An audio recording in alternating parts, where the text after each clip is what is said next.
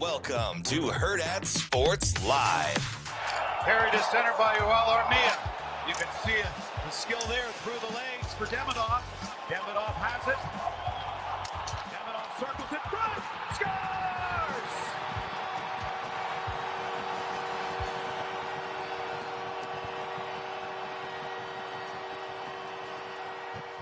It'll give it go. A pass and score! That is to break it on an absolute thing of beauty. What a play by Kane to set him up. Yastrzemski to deep right field. Castellanos watches. Gone! On a ball, right center field. That has Carey. And that ball's going to get out.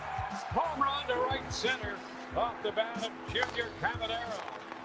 And he gets another one out tonight. It's number 4 on the year. High fly ball, right center field. Isbell on the run, on the track, at the wall, leaps, see ya! A home run for Chisholm, game tied at 1. High drive, right field. Turning and looking is Biggio. See ya! A long home run for Grisham, his 4th of the year, and the Yankees lead 2-1. High fly ball, right field, Biggio back. See ya! Home run for Rice, and the Yankees lead 3-1.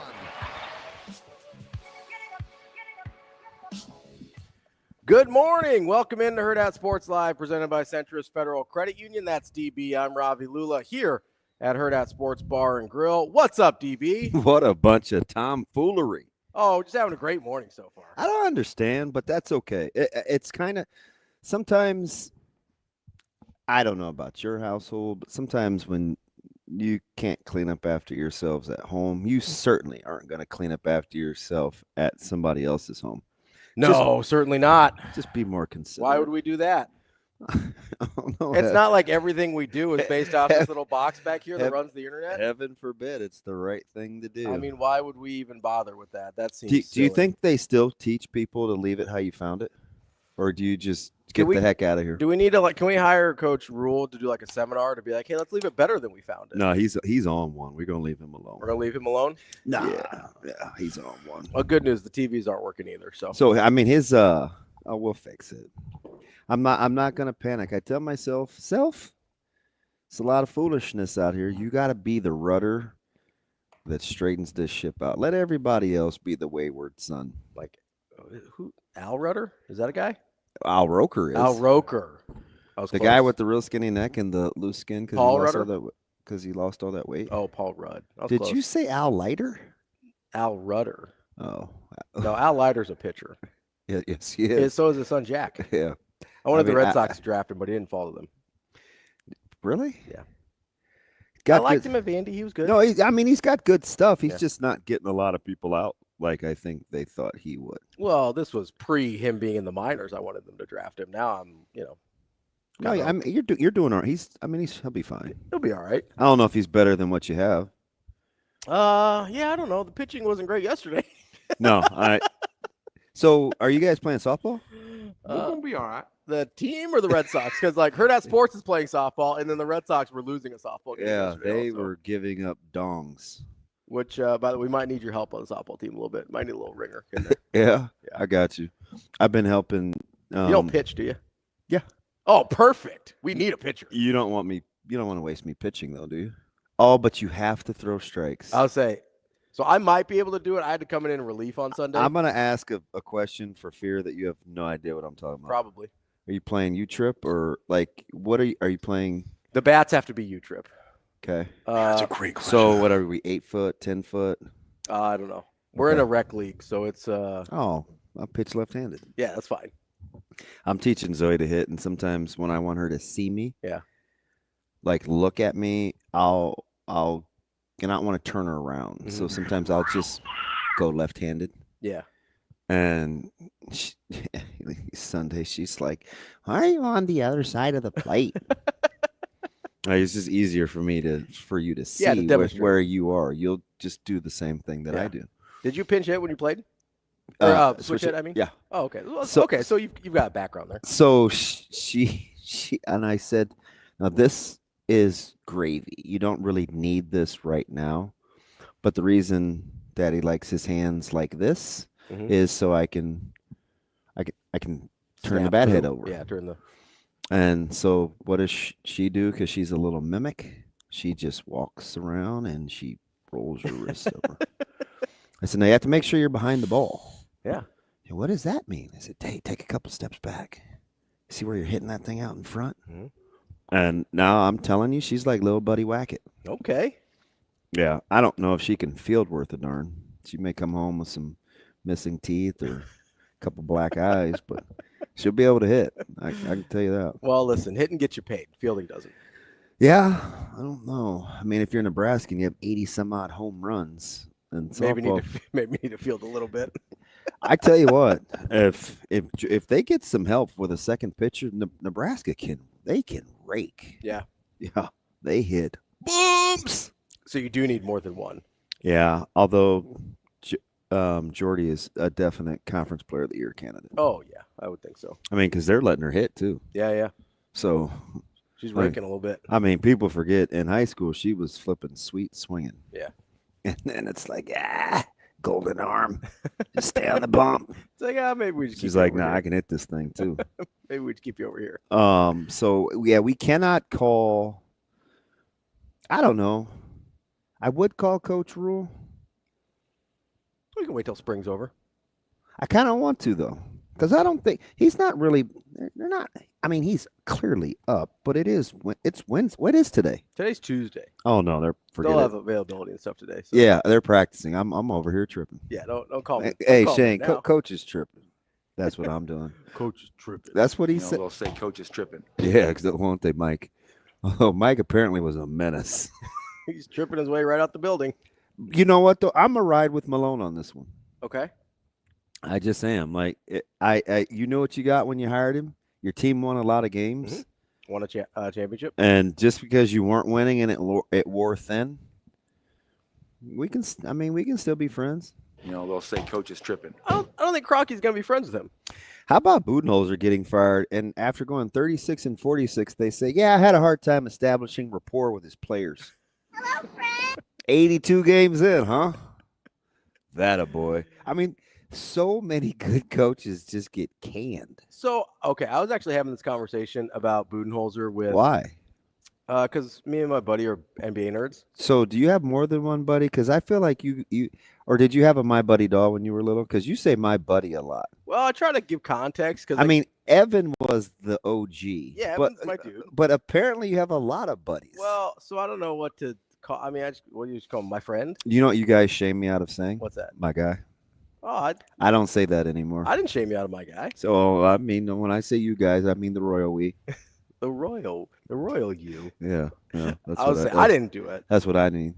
I'm trying to figure out though if Mike Budenholzer is still a good coach. I don't know. Did he get dumb overnight? Maybe.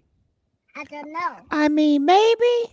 I mean, so his last year before Phoenix, he went 58-24. In Milwaukee, but they lost in the first round. So we got canned for losing in the first round. But 58-24 is pretty good. Yeah, and that's not Mike's fault. They're losing in the first round? Yeah. No, it's the injuries, right? Like they were banged up. Decimated. Yeah. Must be something, and maybe they need more antler spray from some of the Bucks up there. Because they fall apart. Yeah, they do. I think Ray Lewis has got some still. He could help you out. No, VJ Singh. By the way, he's still with us, right? What is VJ doing? Is he back in the islands chilling? VJ Singh? Yeah, I mean, he was such a great interview. He had all that charisma, and he was very jovial when he had the microphone. He ain't that old. He can't be but 60. He's 62. Okay. So you're just not going to see him on, like, the course a lot anymore. No, he would be on the senior circuit, but according to Shane, that's, like, the best thing going.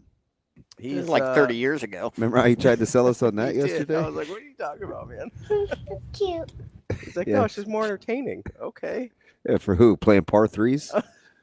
I mean, I mean, just because they can't hit it as far? I mean, what are you talking about here? I don't know. Shaky putters? I'm not trying to. Yeah, so you don't think Budenholzer's a good coach? No, we were trying to figure out if there was something or if it was a Phoenix problem.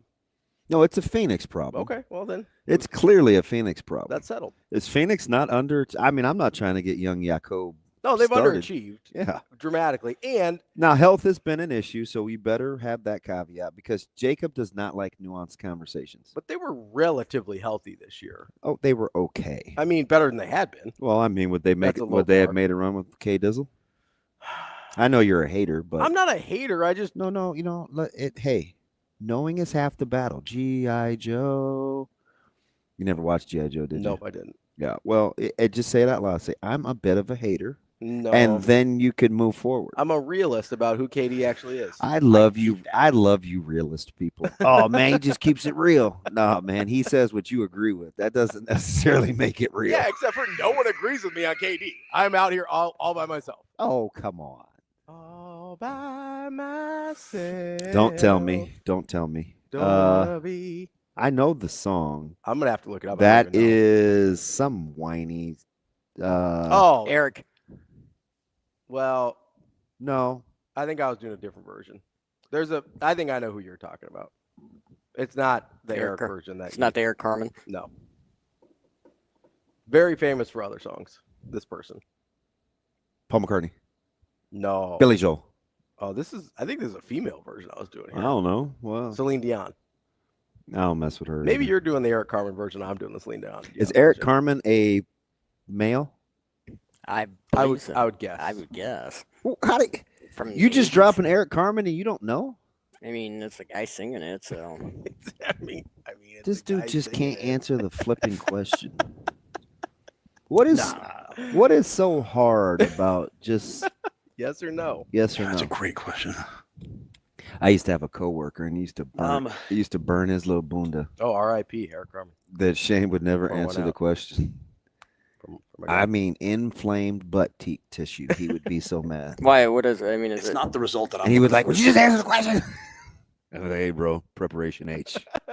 Does it every time. Some Madonna. Donna Summer. Oh, it would make me uncomfortable because Shane can be a wiener, so he would like cower. I'm like, Shane, man.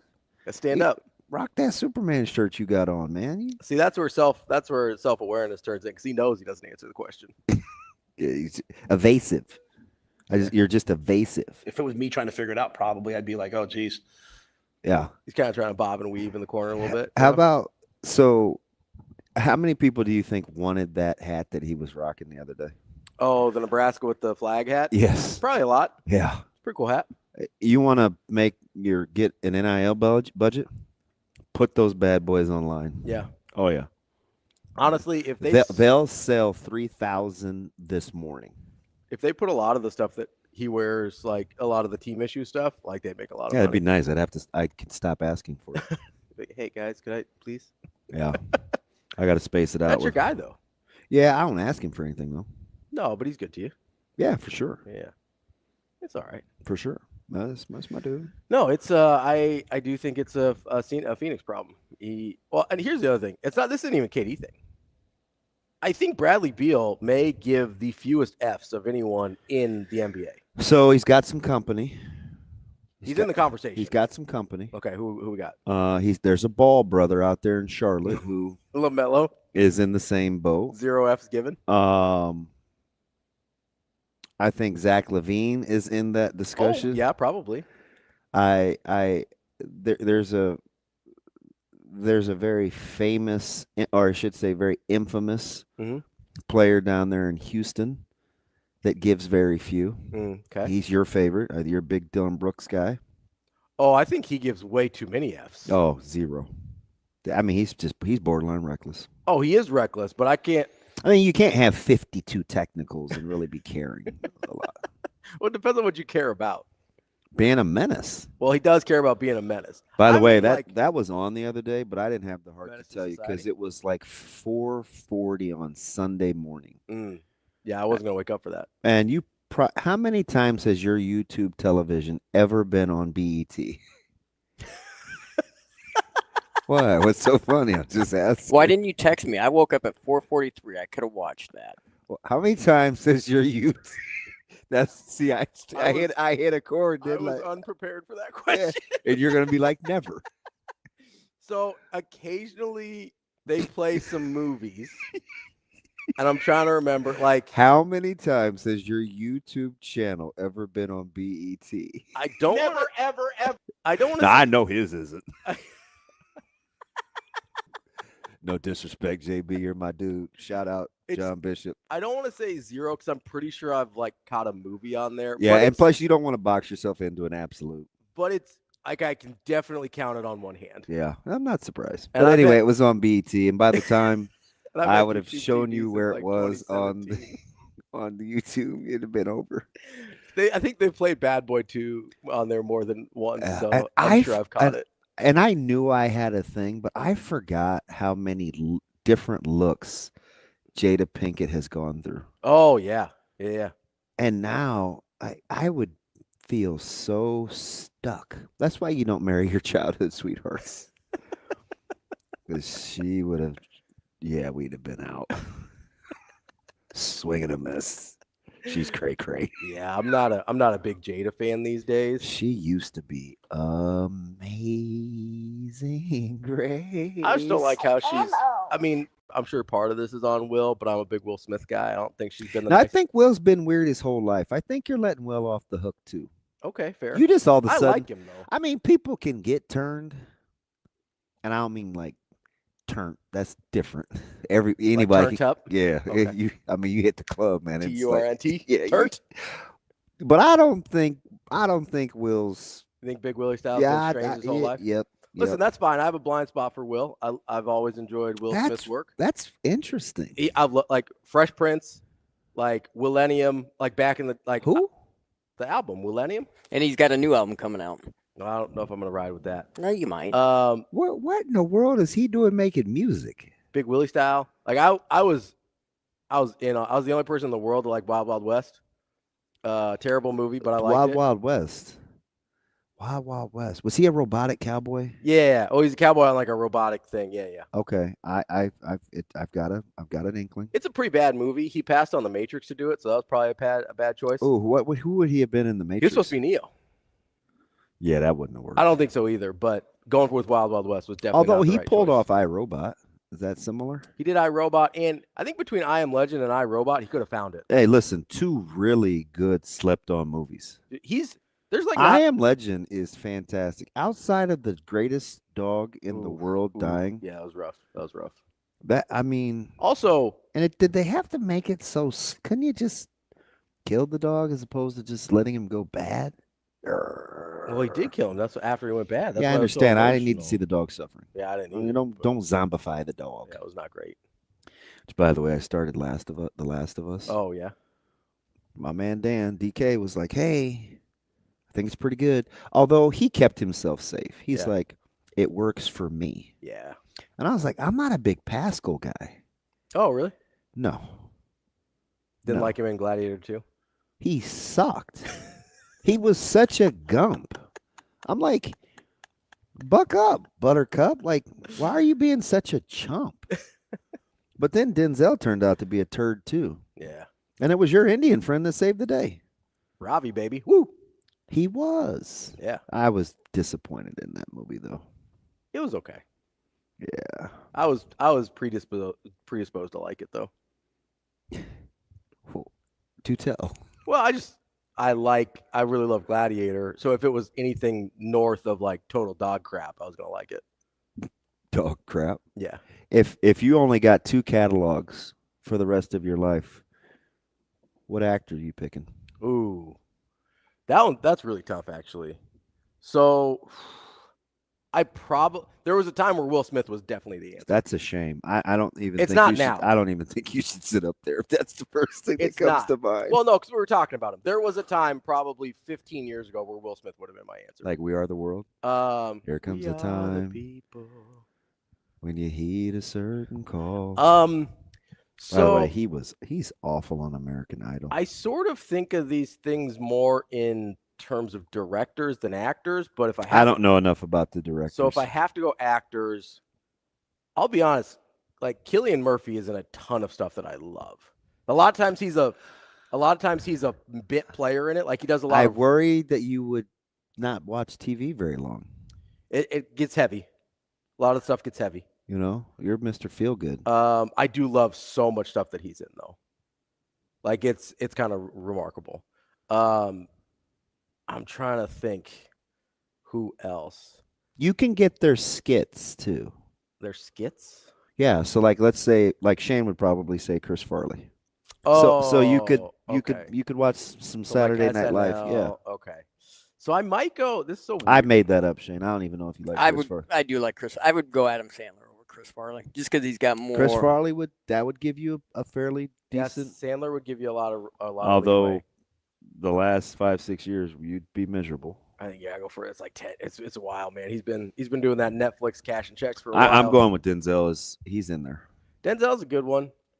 Denzel gives you a lot of leeway, a lot of catalog. I'd have to sit through Glory. You don't like Glory?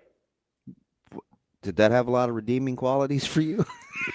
It's been a long time since I watched it, if I'm being honest. You just need to know Civil War. Like, yeah.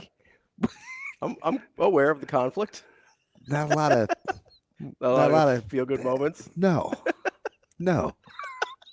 Wow. I thought you might be like Team Matthew Broderick or something in there. I've never liked him. I don't either. Even after War Games. I mean, Ferris Bueller is okay. I'm not a big Matthew Broderick guy. But hot take, it's fairly overrated. I agree, actually. I don't think it's very good. And I don't like Matthew Broderick. I don't like looking at his face. Shall we play a game? Kind of like... You didn't like War Games? No. Kind of like... He said no. No. Tobey Maguire. Not a big Tobey Maguire guy. Can't look at his face. Why? What's wrong? What did T-Mac do to you? I just don't like his face. Like, looking at him bothers me. I don't have a good reason. Don't you have anybody like that? Any actors where you're just looking at them bothers you? Sure. That's Tobey Maguire. Do you want a weird one? What's that? Benicio del Toro? Del Toro.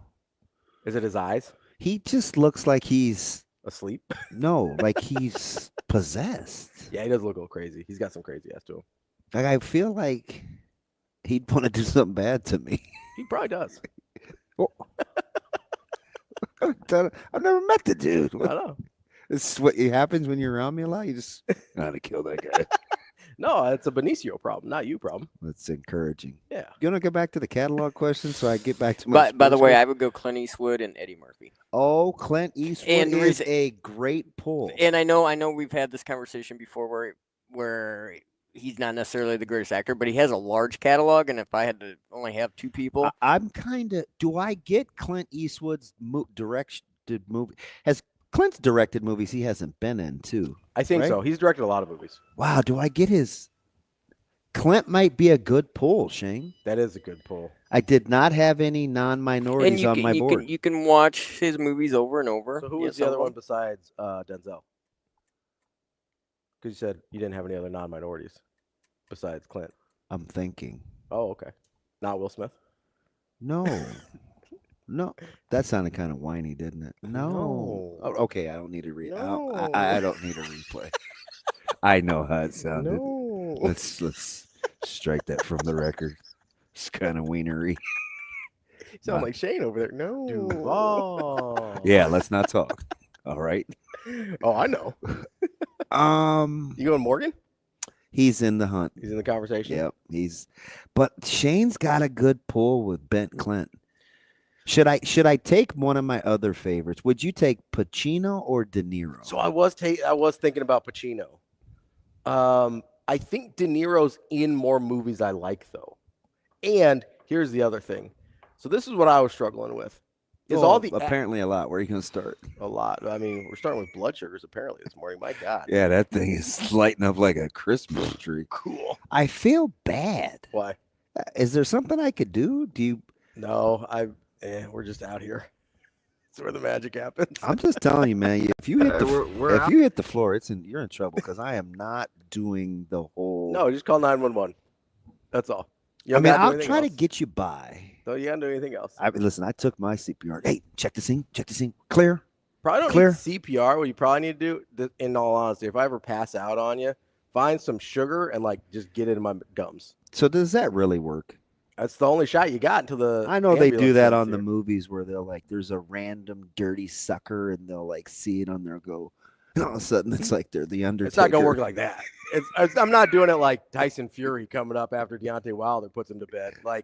That's not happening. But it will hopefully absorb enough into my system that I don't die before the paramedics get here. So Michael Caine, what kind of pull is that? So here's where I'm struggling is all the guys that I'm thinking of, or gals for that matter, is a lot of their stuff skews very serious. The like better actors tend to skew serious. Yeah. The one person I was thinking of with when you go De Niro or Pacino, and they're not all that good, but at least wait, what? Hold on, let me finish.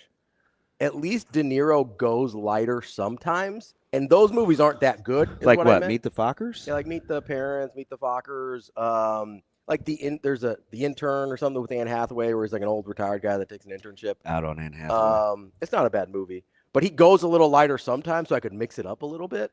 Whereas a lot of the really great actors stay pretty serious. Oh, good pull from David. I just watched a movie with Gyllenhaal.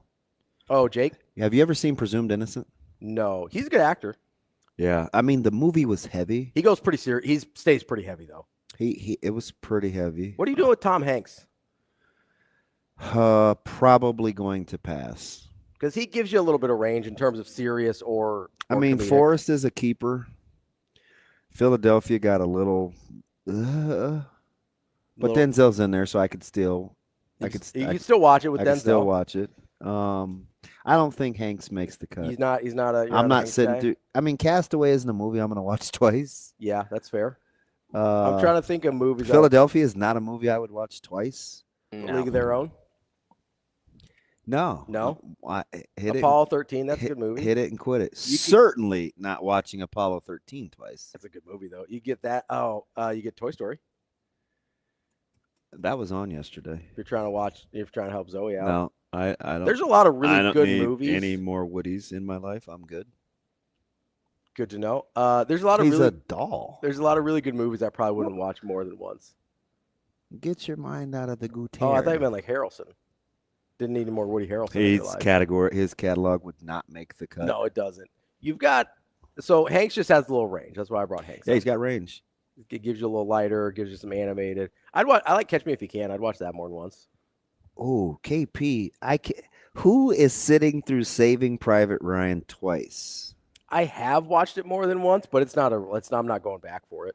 Oh, man. It's a heavy film. All right, now this is a good one from Conflicted. I think he would make the cut. Matt Damon would be in the discussion. Oh, that's a good one. Matt Damon's a really Matt Damon one. Would be in the discussion. That's a really good one. I don't know. We're not going to get to two. I can help you. I'm still upright. We're okay. I got a friend you can call. Call Lori. She knows what she's doing. I got a friend. No, it's you got a friend in me. Call Miss Clymer. She fixed her own pump the other day. She knows what she's doing. Matt Damon's a good one. I'm trying to help you with your sugar levels. You're not listening. I mean, calling somebody that doesn't live in the city is not going to help me today. Tutelage. Which, by the way, I'm out on my lamb roast for Easter. Yeah? What happened? My mom happened. It's her birthday tomorrow. Mama D's not having the lamb roast? It's her birthday tomorrow. Okay. And apparently my sister, who's not even going to be here, okay, set up this fancy thing at my nephew's for Sunday. So we're going to do Easter and my mom's birthday on the same day. And none of my meat made the cut. That's tough. Although she's meeting me halfway. Where's the halfway point? Lamb chops. Oh, you love lamb chops, though. I do. They're little, and I don't want to be the only guy eating like 17 of them. So you're going to have to like pregame dinner? You're going to have to like eat dinner before dinner? I had my heart set on the leg of lamb, but it's okay. Lamb chops, taste-wise, are better than the leg of lamb. I'm not so sure. I'm not going to fight you because I love lamb chops. Yeah, lamb chops are real good. But I told you I had a thing for ham, too. Yeah. Big ham. I like ham, but no, I'm not. No, not a big ham guy. Yeah, but I like ham. You're a big ham guy, like John. You are a ham. This all started with Mike Budenholzer. Oh my goodness, how depressing! What? KP said he's watched Saving Private Ryan 20 times. Oh God. Why? That's aggressive, man. Why? Like, that's What's the worst movie you've watched multiple times without you don't have the maturity level without a happy ending. without an No, I ending understand. that would make you feel good about yourself? Man, that's tough. You know me, I generally don't skew that direction. In So terms of I would say downer movies. The Outsiders is up there. Okay. I'm like Menace to Society is up there. Boys in the Hood is up there. We have a reoccurring theme. I gotta lean on me. Outside of Kid Ray getting whipped, that had a good ending. Okay. Breakfast Club was cool. I mean, I'm trying to think. I guess. What is the worst movie that I go back for seconds? So this isn't like a sad ending, but it's not a. Does does the Equalizer count? Because people do get killed, but I love a lot them. of people get. I've watched Moneyball a bunch of times, and obviously the A's don't win at the end. Spoiler, but so that would be, I guess, not a happy ending, but it's baseball, so the stakes seem pretty low. You know what I mean? Yeah. Would you call The Natural? Does that have a happy ending? I would say neutral. Like the baseball thing doesn't go well, but he meets back up with the girl, so it's probably okay. Like evens out a little bit. It's not purely a downer ending. Yeah. So there is. He's getting Glenn Close on the Twilight, though. Yeah, the sun's not great for her in the. Yeah, that's what I meant. That's what I'm. Shallow. I don't think she was in the vampire movies. I'm still trying to figure out how we got here. We got Creighton, Nebraska. Shane, you've seen Rogue One, right, Shane? Oh yeah. So that's a downer ending. Oh, I did go back. I don't know. I did go back. I've seen it a lot of times. But the second time, the shower scene was so bad. I think I turned this one off. Which one? Leaving Las Vegas. I haven't seen it. I mean, heavy. Yeah. It's a must-watch movie. I knew somebody. You maybe only watch it once. Are you an Elizabeth Shue guy? Little before my time. I've seen her in stuff, but she wasn't like formative in my youth.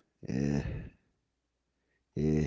There is I've met people. I try not to associate with them, but I've met people. You'll understand. This will be good. You'll understand what's it. I've met people that have gone back and like watched American History X like multiple times. Good movie. But do not want to see that more than once ever. It's a fantastic movie. I'm not gonna lie to you. For as calculated and as morbid as I can be, I will fast forward a couple of scenes. Yeah, it's rough. But great movie. Great movie. That's an phenomenal movie. Great acting. That's an amazing movie. I have only seen it once. I only want to see it once. I would probably, if it had a better, like if they would have won, I would watch Friday Night Lights more. But I hate how they lost to Dallas Carter. Oh yeah, Friday Night Lights is a good movie. I like that movie a lot. I'm a fan. Saving Private Ryan is a rewatch. I don't know. That might be the toughest one. That's a tough one. Kyle's talking about Uncut Gems. My mind, even as fast as I can process, Uncut Gems was busy in my head. Yeah. Yeah. Really busy. I never saw it. I heard it was good. I think you would like it. You think so? Yeah. I understand the premise. I don't know. I never just had this urge to watch it, so I just never did. Oh. But no, the Matt Damon one, that's such a good pull. Conflicted's got me conflicted. That's an incredible. I might have to go with that. He's in a ton of stuff that I like. And he gives you there's some lighter stuff in there too. Matt Damon's who's going back to get Leaving Las Vegas though? I didn't see it the first time. It's not a. And the end is the worst. It's not a big. I don't know, Daniel. I know you're weird, but I don't know. Shane, have you ever seen Johnny Got His Gun? I have not. I don't know what that is. Did you ever watch Air? Air. The is movie that the about Jordan? The shoes? No. See, I liked it a lot. I skipped through some parts. Yeah. I just wanted to see Sonny, but the guy that actually played Sonny, because Matt Damon. Yeah. I have studied Sonny so long. He's an interesting person. Very. Yeah. Matt Damon's a great pull. Yeah, and I did not expect that to shake up my vibe. I was sailing along nicely with what I wanted to do, and Conflicted throws me a curve. Sometimes you find I would have to go Matt Damon. Sometimes I'm looking at his filmography. Really? He's in so much stuff that I like he's again, he kind of has like a Cillian Murphy thing where he's in a lot of good movies as like a bit character. But he gets me like Interstellar, which I love, one of my favorite movies. He gets me Oppenheimer, and then I love the Ocean's 11 movies. I've never seen any of them. Oh, I'm a huge fan of the Ocean's 11 movies. Do you see T-Mac messing with me? No, what'd he say? He said, DB, you just like the Equalizer because of the series. He's never going to let me forget the Queen Latifah. Queen Latifah, baby. Knock it off. Listen, we like what we like. It's not even that. He's talented.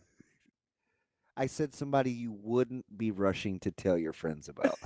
Listen, we like what we like. It's fine. By the way, sometimes you find yourself going back to a movie you wouldn't necessarily go back to now because of the streaming. Maybe you have a platform that is just there and it's just available and you hadn't seen it for a while. You're like, oh, I hadn't seen this, and it's just there. I got to give it to you two guys, though. I think you have the ugliest of the legit uglies of the guilty pleasures. Oh, yeah. I mean, legit. Yeah, I mean, what are you going to do? Like, you're. So, do you know who your girl reminds me of? Who? Mine's Emma Stone, by the way. That's the one that She reminds me of the little dude on The Hobbit. My pretty. Frodo? Yeah, no. Oh, Gollum? Gollum. Oh, that's doing too much. Come on, man. She gives me Gollum vibes with her eyes. Man. I'm like, can you imagine just turning over and be like, oh, get out. She was actually in Superbad. I watched that over the weekend. She was. That was one of her first roles. Was Superbad. Yeah. I mean, yeah. Come on. It's not that bad. Come on, man. Let's And get to Shane's is super terrible.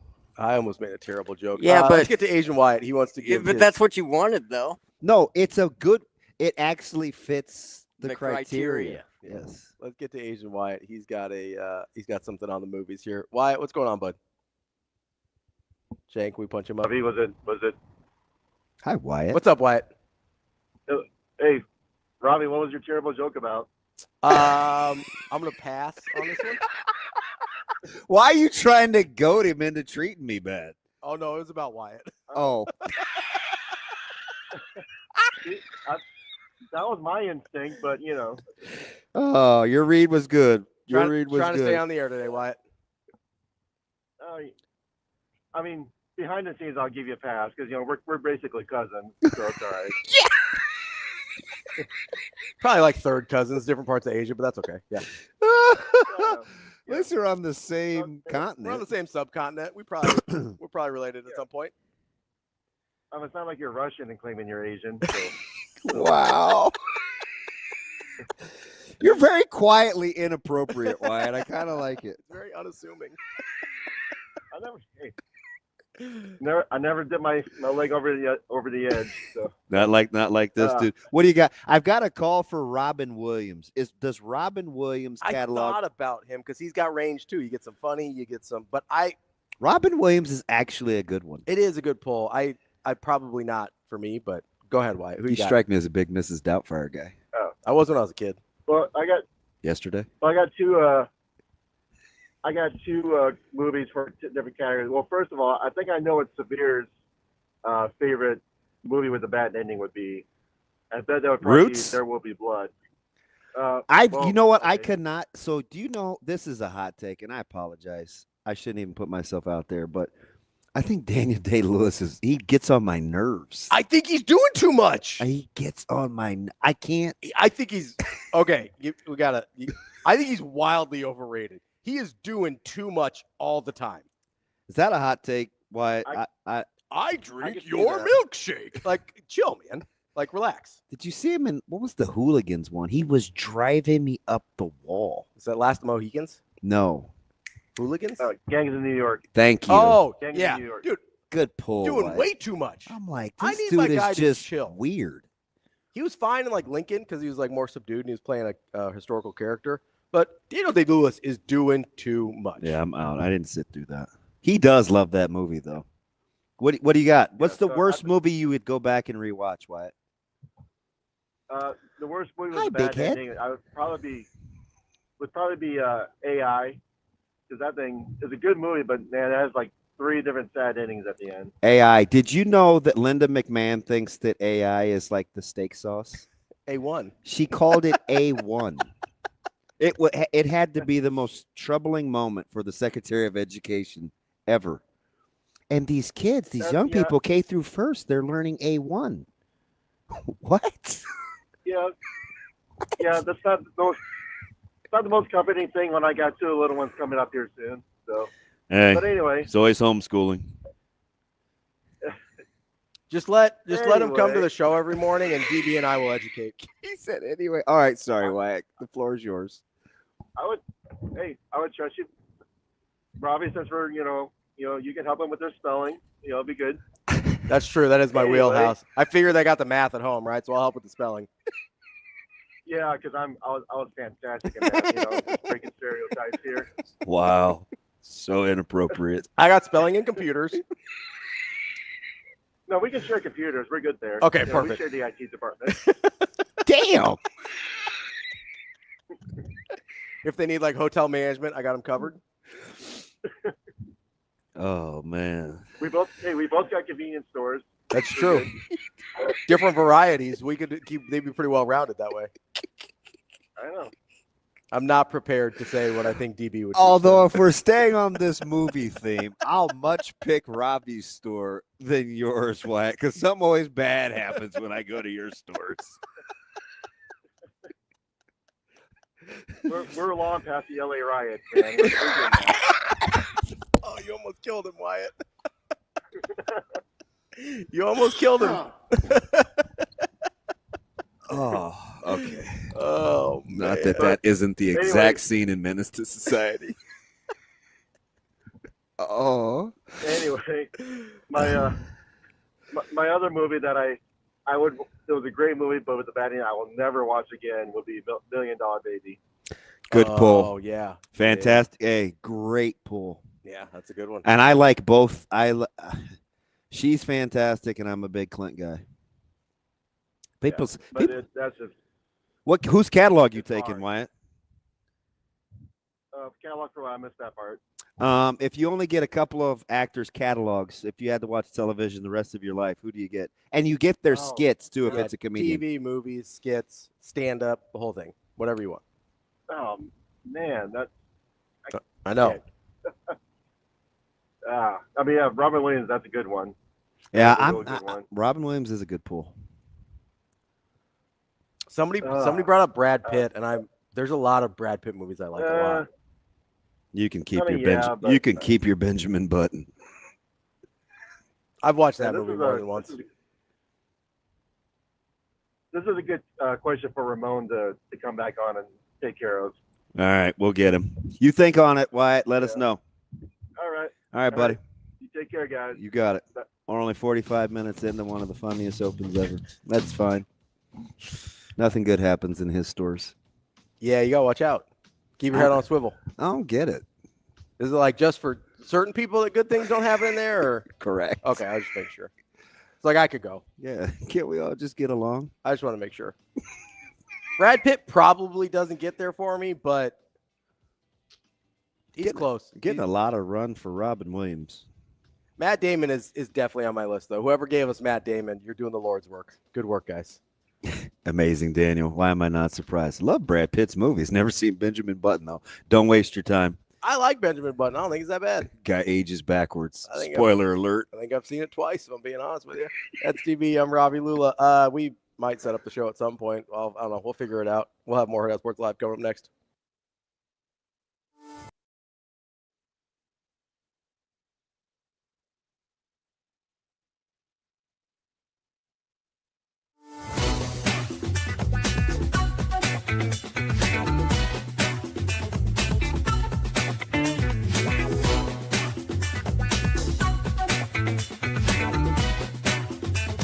I'm sure you'll talk about this, but I think so many of the young kids here today, us included, want to know that first step. What would be your advice for people and students just finding that first step to find their footing? I think the most important thing to start with is, what are you passionate about? So for me, I was passionate about sports, and I love everything to do with sports. I loved everything with women's sports. So I've been able to really tailor my career to some very specific things: college football, women's sports, because those were my passions. So I would say, identify your passion. What do you care about? And you'll know, you know when time passes and you're not even thinking, you don't feel like you've worked a day in your life. That's what you should pursue. But then I would also say try on a lot of different hats in that field. So I did radio, I did writing, I did television, I did studio anchor work. For me, I found I want to be at the game. So sideline reporting ended up being what I care about the most because I'm in the action. Mm-hmm. So I would say try on a lot of different roles in those things that you find that you are passionate about.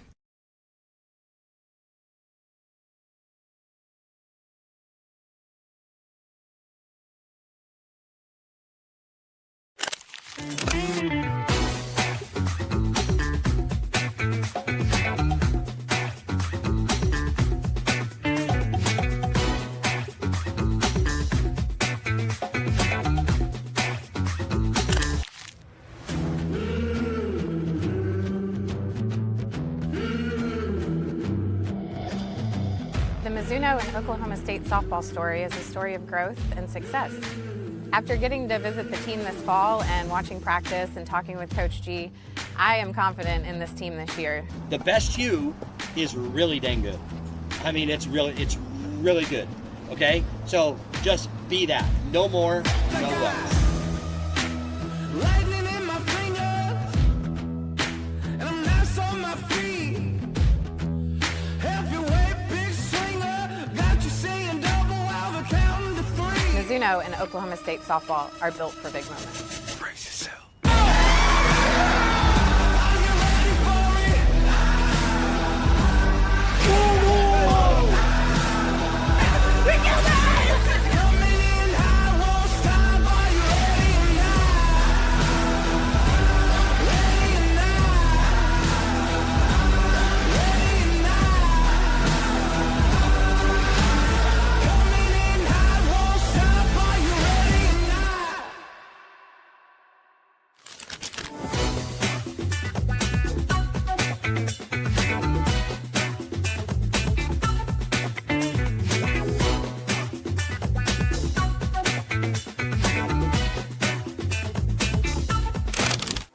Aspirations can drive us. Sometimes a simple gesture is what fuels the pursuit of a dream. When it's time to make your dream a reality, we are here to help.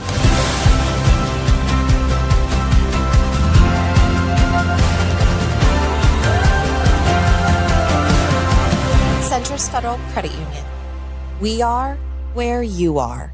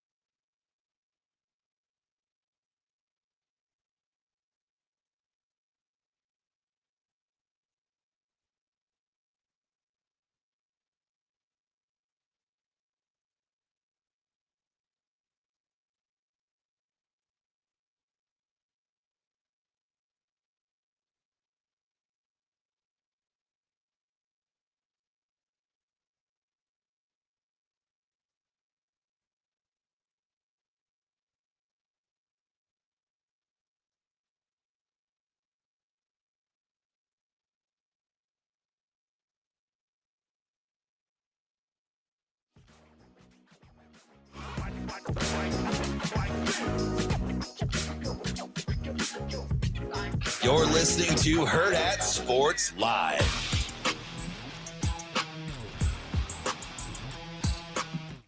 Welcome back here, Hurrdat Sports Live. That's DB. I'm Ravi Lulla. We're here at Hurrdat Sports Bar and Grill, where Tuesdays kids eat free with the purchase of an adult entree. Make sure you get in here. Maybe save a little money. Bring the kiddos in here. Don't worry, I won't be here once the kids are here. So you don't have to worry about me giving them a hard time and be like, hey, you guys are a tough hang. Get out of here. No, none of that. Everybody else here likes kids. It's just me. But I'll be gone, so it's fine. Get your free kids meal with the purchase of an adult entree here at Hurrdat Sports Bar and Grill. Coming up on the show today, in just a few minutes, actually, we're going to talk to Sean Deveney of Heavy.com. He's their NBA insider as we get the NBA play-in games start tonight. And then at 9 o'clock, our Tuesday regular, Mike Schaefer from Husker247. That is incorrect. What? What did you just say? Mike Schaefer's going to be here at 8:30, Husker247. Attaboy. He's normally here at 9. Had some availability, switch around. It's all good. We will talk to Sean at 8 and Mike Schaefer at 8:30. It's hard to get off this topic. It really is, because I'm just like thinking about it more, you know? It's hard to get off this topic. I was trying to deep dive into Robin Williams' filmography, see what we had here, you know? Robin Williams may make the cut. It's a good poll. It really is. It may make the cut. I don't know that he's in enough movies that I love. Do you know who I'm surprised nobody has said? Who? My man Boyce just reminded me of this. Tom Yeah, I don't love Tom Cruise.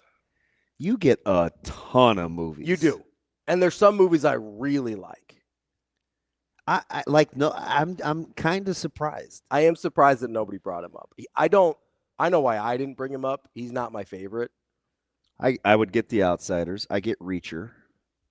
So I've never really been a Mission Impossible guy. The first couple I liked. It got a little off the rails for me after that. I'm a big A Few Good Men guy. I really like that movie a lot. Fantastic. Ooh, Jack Nicholson? Oh, nobody said Jack Nicholson. That's a pretty, Shane, you wouldn't get your favorite movie, The Shining. Batman's better, but I do like The Shining. Man, you would get a lot with Jack Nicholson. Yeah. There's a lot of good ones. Matt Damon definitely made my cut, though. Really? Like, as I was looking at his filmography, I was like, oh, man, I get a ton of movies. Shout out Conflicted. Yeah, Conflicted got me on that one. That was a good one. I don't think Brad Pitt does, although it's close. He's in a lot of stuff that I like. And here's one of the problems. He's in one of my favorite movies ever. Troy? Inglourious Bastards. I love that movie. Never sat through it. If you enjoy watching Nazis be killed, it's a good time. That seems a little concise. Is that really what it is? Mostly. It's a lot about Nazis getting killed. Oh. Huh. Brad Pitt's first scene is one of his iconic lines is, I'm in the Nazi killing business, and boys, business is a booming. Wow. Sounds a little morbid. It's an incredible movie. Kim has thoughts on Tom Cruise here. Apparently, we're just going to talk about movies until Sean comes in 5 minutes. Kim, what's going on? Hi, gentlemen. How are you? Hey, what's up? What do we got? I actually was calling in to say Tom Cruise. Really? I was, yeah. He's some, I would never watch Eyes Wide Shut. I think that's a pretty weird movie. I don't like Nicole Kidman, so that's like Operation Neither do Out. I. She is weird. Neither do I. Not a fan of hers at all. Hot take. And I've about had enough of her on TV right now because she's like in everything. And it's, yeah. Anyway. But, that was too kind of graphic. She's got a new weird one out. I think it's called Holland. Oh, yeah, where she's like in Holland, Michigan. Yeah, and she's stumbles on to some conspiracy with her neighbors. I don't know. Yeah, it seems like white people's Get Out. That sounds funny. That's the vibe. That couldn't even happen. That's the vibe that I got. That couldn't even happen. Right. I'm just vibes. Vibes only. Vibes only. Felt like white people Get Out. Okay, thanks for that. Wow. Hey, but speaking of new things on TV, yes, have you? Because I'm also a Tom Hardy fan. He's the GOAT. Mobland is going to be fantastic. Mobland is Holy crud. He is. Oh, I can cuss now. Yeah. He probably doesn't have the like width of filmography that I want, but I love Tom Hardy. Quietly, like if you talk about blind spots for just unapologetically liking somebody, that's me with Tom Hardy. Yeah. I love Tom Hardy.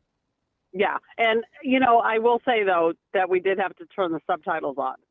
Oh, yeah. Moblin. 100%. It's like watching Peaky Blinders. Like I need the subtitles. Yeah. Yeah. And speaking of Peaky Blinders, Cillian Murphy, although he's not, is it Killian or is it Cillian? Killian. I believe it's Killian. Killian. So I'd probably watch anything he's in. He's got some weird things, but he's phenomenal. He's cool. Yeah. But that's also, I'm going to tell you, that for me is a thirst trap. So there you go. Wow. Wow. Good morning. Kim, what about Bill Murray? No. Wow. My husband would go Bill Murray. I would not. Quick no. Yeah, no. All right, Yeah, Kim. I have issues with Bill Murray. Huh. Yeah. Is it as kids on staff at UConn? And he's kind of a douche. Well, yeah, and wow. And actually, since you guys have met my husband, you now know he calls the kid on staff. He always yells at the TV, "Quit trying to be Hurley. Like, shave your head when you don't have to." So. Yeah, the old false so he bald does. guys. All right, Kimmy, I appreciate it. Well, and hey, can I give you one more? Absolutely. Yeah. And again, it may not be the best discography, but I do like George Clooney movies, except for The American, because that was a horrible movie. George. I think I fell asleep about 15 minutes in, and I'm not a sleeper. That's a horrible movie.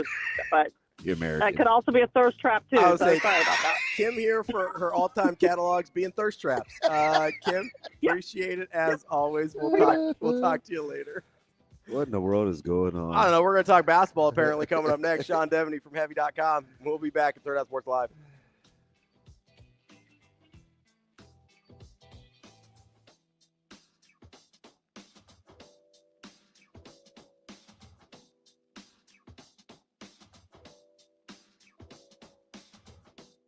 We will be back.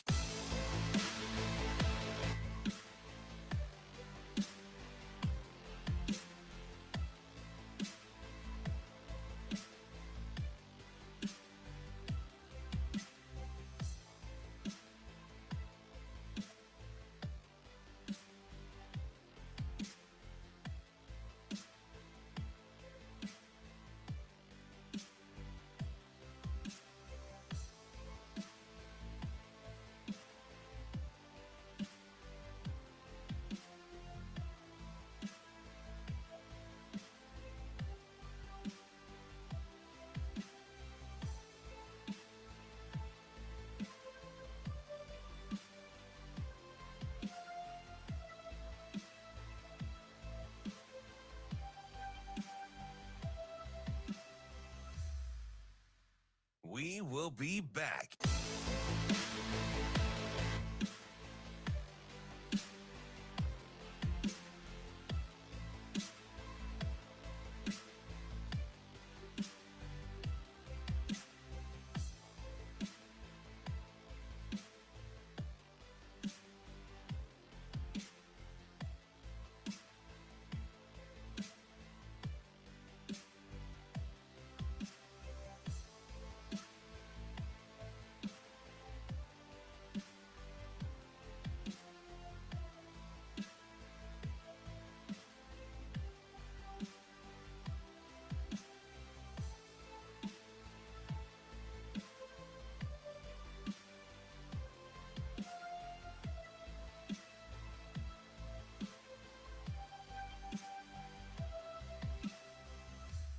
We will be back.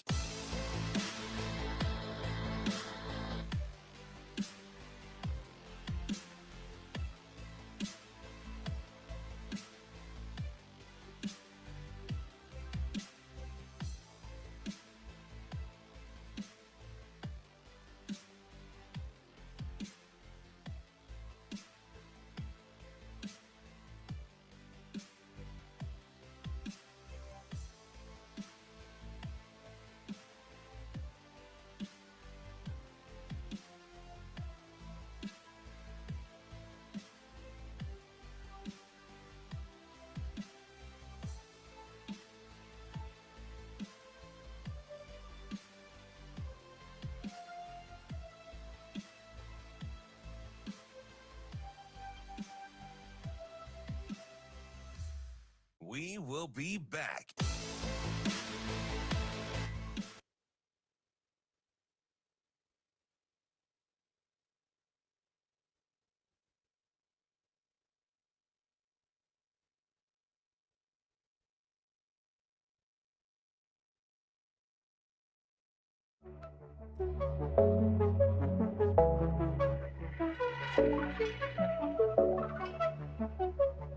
Welcome to Hurrdat Sports Live.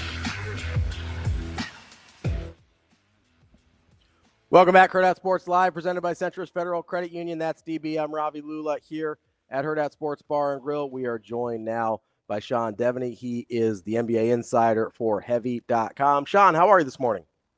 I'm doing well. How are you guys? Good. It's interesting. This is dovetailed since we've gotten you on the show into a bunch of other things other than sports, but we got into early, 5 minutes in when we were actually a sports show, Sean. We were talking about Budenholzer, and randomly we were just talking about like how we feel about these good coaches that get fired, right? I mean, Nick Nurse and Budenholzer and Mike Brown and Mike Malone, like guys that have had accolades. And I get it. The league is tough. But how do you land the plane when you're trying to assess coaching acumen when guys can come and go so freely in the NBA? Yeah, I mean, some of it is just circumstance. There's been a lot of good coaches who are, come up through the ranks and everybody's excited about them, and they get a job and things don't work out. And next thing you know, they're a bum and they're out. A guy like Kenny Atkinson is a good example, right? I mean, he was one of the best assistant coaches when he was with the Hawks coming up, 10 years ago. And he got the job with the Nets and actually did a pretty good job with the rebuilding Nets team that, was kind of cleaning up the mess after that whole Kevin Garnett trade. So he gets that job and, really does get that, gets them to the playoffs, the D'Angelo Russell team, those teams and shows a lot of promise. And then they go and they get, Kevin Durant and, they move on from Kenny Atkinson because they don't think he's a championship style coach. Well, now look what he's doing in Cleveland. I mean, look where he's got the Cavaliers. So, so much of it is just circumstance. And what kind of thing, what kind of job you get dropped into. There's a lot of coaches who are selective about the first job they take. There's some coaches who just take, if you get a chance of one of 30 jobs, then you just take it. But that can really set you up for long-term failure, long-term success, to sort of depending on where you are and sort of how things go right out of the gate. Sean, on some of these more high-profile firings, which ones do you think, I guess, give me the most justified and least justified you think of those group? Yeah, look,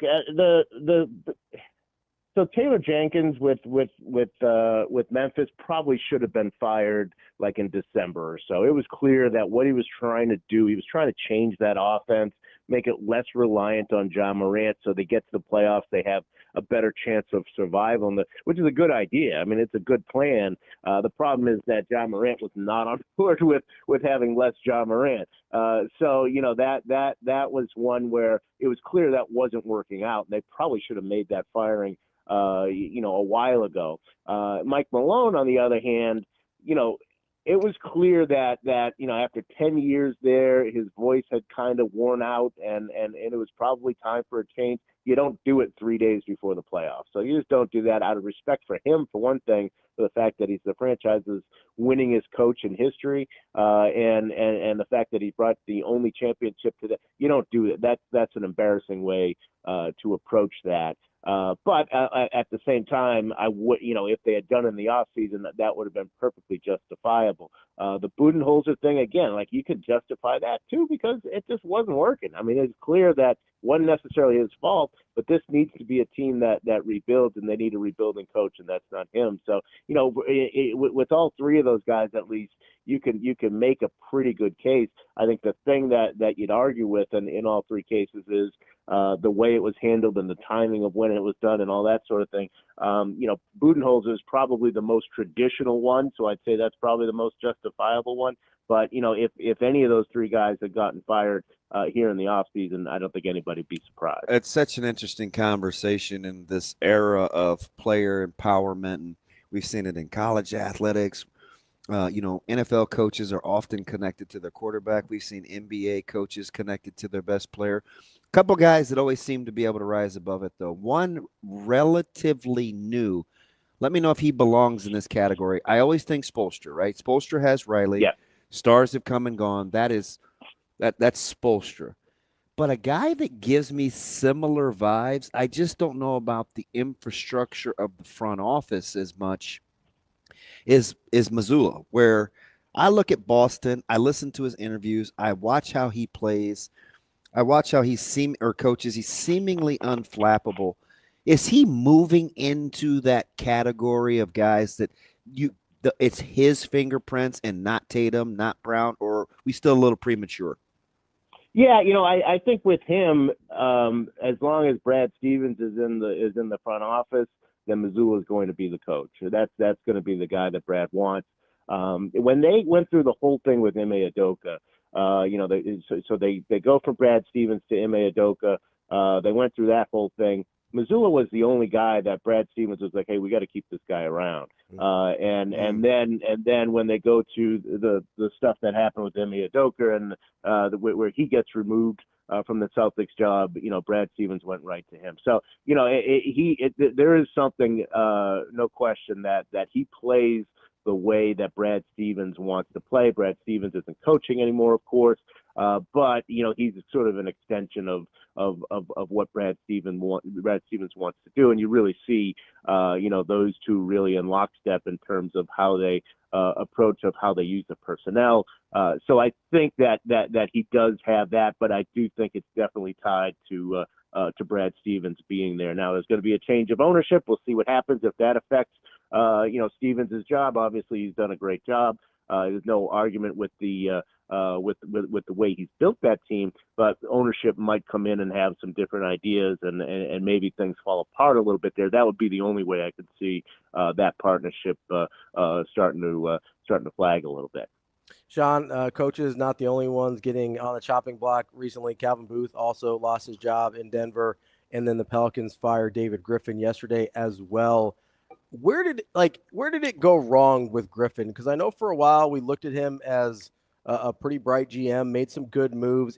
Can it be boiled simply down to Zion hasn't been healthy? Like, is it that simple, or is there some other missteps along the way? Yeah, I really think it is that simple. I mean, if you look at where they were last year, it looked like they were things were starting to come together, and they were becoming the team that Griff had envisioned.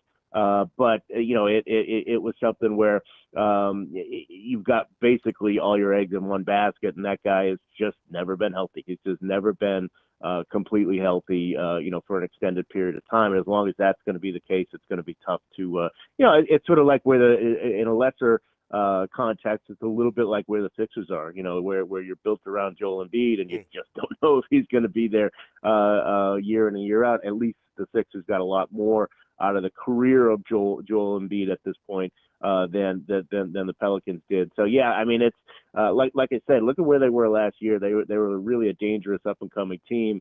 But health has just been he did everything right. I guess that's the best way to. You look at all the moves that he made. He did everything right. It's just the main guy he's building around couldn't stay healthy. Sean, if we're going to turn back the clock to some 80s and 90s success, who are you more intrigued by, Houston or Detroit?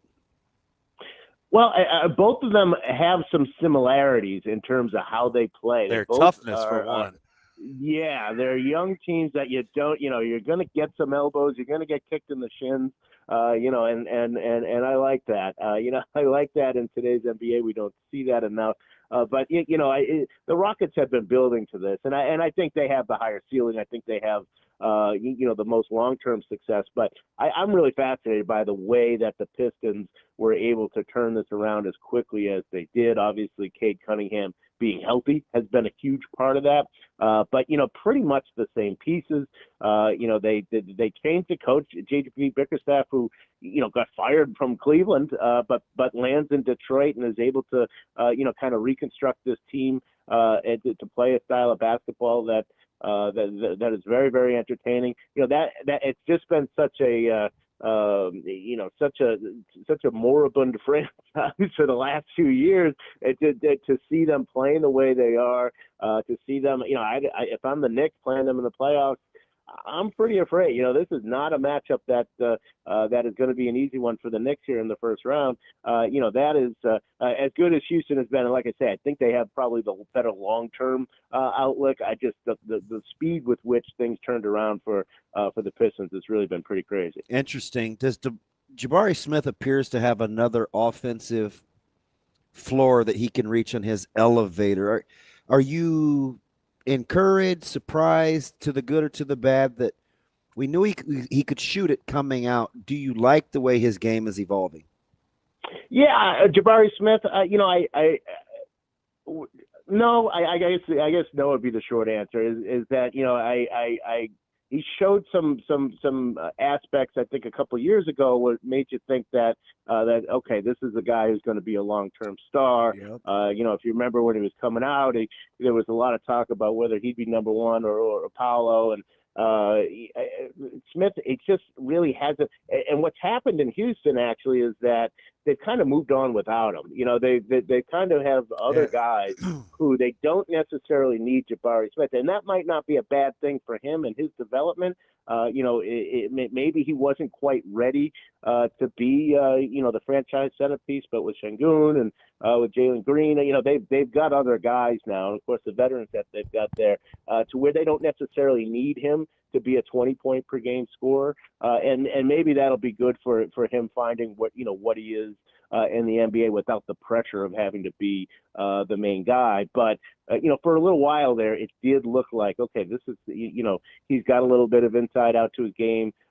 Seems to have lost that a little bit, but I think that there were certainly higher expectations, but he's got to find where he fits with this team and with the in the league in general. John, if I start with OKC, Cleveland, and Boston as 3, how many more teams can legitimately win an NBA title this year? Yeah, I'd probably just those 3 if we're going to extend it. I just don't see certainly nobody else in the East. I don't believe in the Knicks. Pacers and Bucks are pretty good teams, but really don't have much beyond the second round. I'd be surprised if they advanced. Either one of those got past the second round, not with the Cavaliers and the Celtics at 1 and 2. The West is much more wide open, so you'd have to at least open some spots there. You've got Oklahoma City. I don't think Houston's quite ready to take that step, but you could imagine the Lakers doing it. You could imagine even the Nuggets with all the turmoil they've had. They've got enough talent to win the West. And I'd even go down as far as the Clippers. So I'd say you've probably got 3 teams that could win the West. I don't think they could beat any of the teams, whether it's Cleveland or Boston coming out of the East. But I think you'd have at least 3 other teams, the Lakers, the Nuggets, and the Clippers, who have the potential to win the Western Conference. So in that context, I guess I'd add those 3 teams and say that there's maybe about 6 that have a legit chance. Sean, can I make the argument to you that the Clippers have the second best chance in the West with the way they've been playing the last month or 2? You wouldn't get an argument, actually. With the way that they've played, I agree with you. And the fact that the Nuggets are favored in that series, I was really taken aback by that. Crazy to me. Yeah, I'm not a big gambler, but that would be one I'd jump on because the way Kawhi Leonard and the big asterisk is, can he stay healthy? We've seen him go out. Well, he's actually getting to the rim, though. I'm like, who's the new guy? And he's playing 36 minutes a game for the last 2 months. Like, he's actually playing. And he's playing the level of defense he did when he was in San Antonio. He's doing everything that you expect Kawhi Leonard to do. And if you've got him playing at that level, Norman Powell's a pretty good role player. Of course, you've got James Harden can carry an offense. And Zubac has been fantastic in the middle. So they have a number of different ways they can hit you. They're a deep team. it does all depend on the health of Kawhi Leonard and can he stay upright for 2 months. That's been a challenge, but if so, I agree with you that I'd have them right behind the Thunder as the favorite in the West. It's been a long time, almost since the initial 2 weeks of the trade for Doncic, that the Lakers have actually invested in playing some defense. I know they're not built for the long haul in terms of day in, day out griminess. How dangerous a recipe is that for a guy defending a guy like Anthony Edwards, who's going to be out to probably clearly prove that he's the best player in that series? Yeah, and it's going to be a tough road for the Lakers to get to the finals. Without much help in the middle, and they've done very well to play small ball, and Jackson Hayes has been pretty good in the 24 minutes or so that he plays in the middle. They've used LeBron as a center.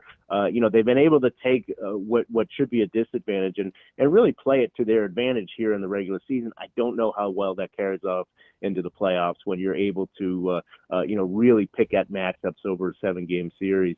I think they can do it against Minnesota, although Minnesota's played really, really well in the last month and a half. I think they closed the season something like 16-4 in their last 20 games. Anthony Edwards you're right, he's going to be on a mission.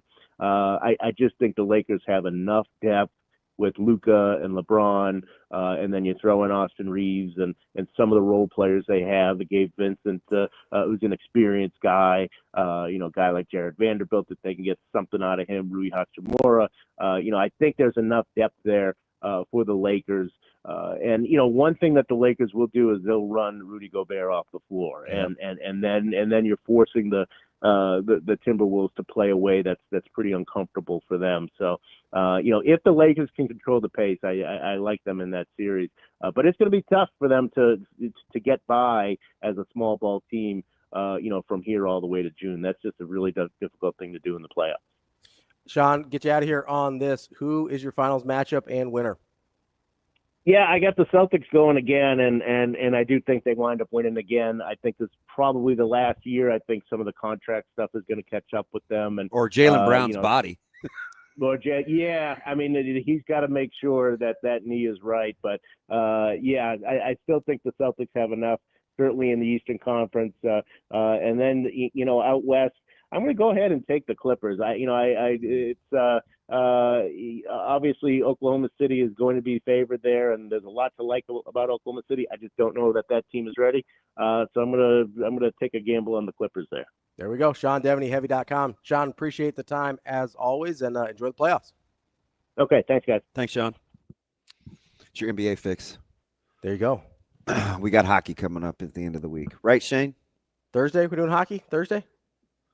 Shane, stop this crazy thing. Yeah, we've got Eddie. We'll have Eddie Fox on, or Eddie. Garcia. Thank you. Eddie on Fox is his Twitter. We'll have him on later. He's got a new. He's hosting a new show, so I'm excited. Oh, to hear nice! About it. That'll be fun. It's exciting. You can ask him about your Winnipeg Jets. Yeah. Goofball. Are you nervous tonight with your Golden State Warriors? Yeah, of course I am. Warriors. I'm always nervous because they're come out to play because they're old, and it's just always nerve-wracking. They put themselves in a listen. I mean, if you have to play in a play-in game, Memphis is probably the one you want to do because they're a mess right now. But they're capable. Yeah, they are. I mean, it's nothing to play around with, and then you end up in playing 2 games, and I mean, they probably could use the time off. They're ancient, so it would have been nice to beat the Clippers. But as we mentioned, Clippers are kind of rolling interesting how right now. Memphis at one time had the 3rd best record in the NBA. Yeah, weird. Fastest pace of play team, and they haven't beat like any good teams. Yeah, they had a thing going. They beat up on some bad teams for a long time, and then it kind of caught up with them when the schedule caught up with them. Kind of like the Knicks. Well, they don't beat anybody good. Yeah, it's what they do. It's what we do here.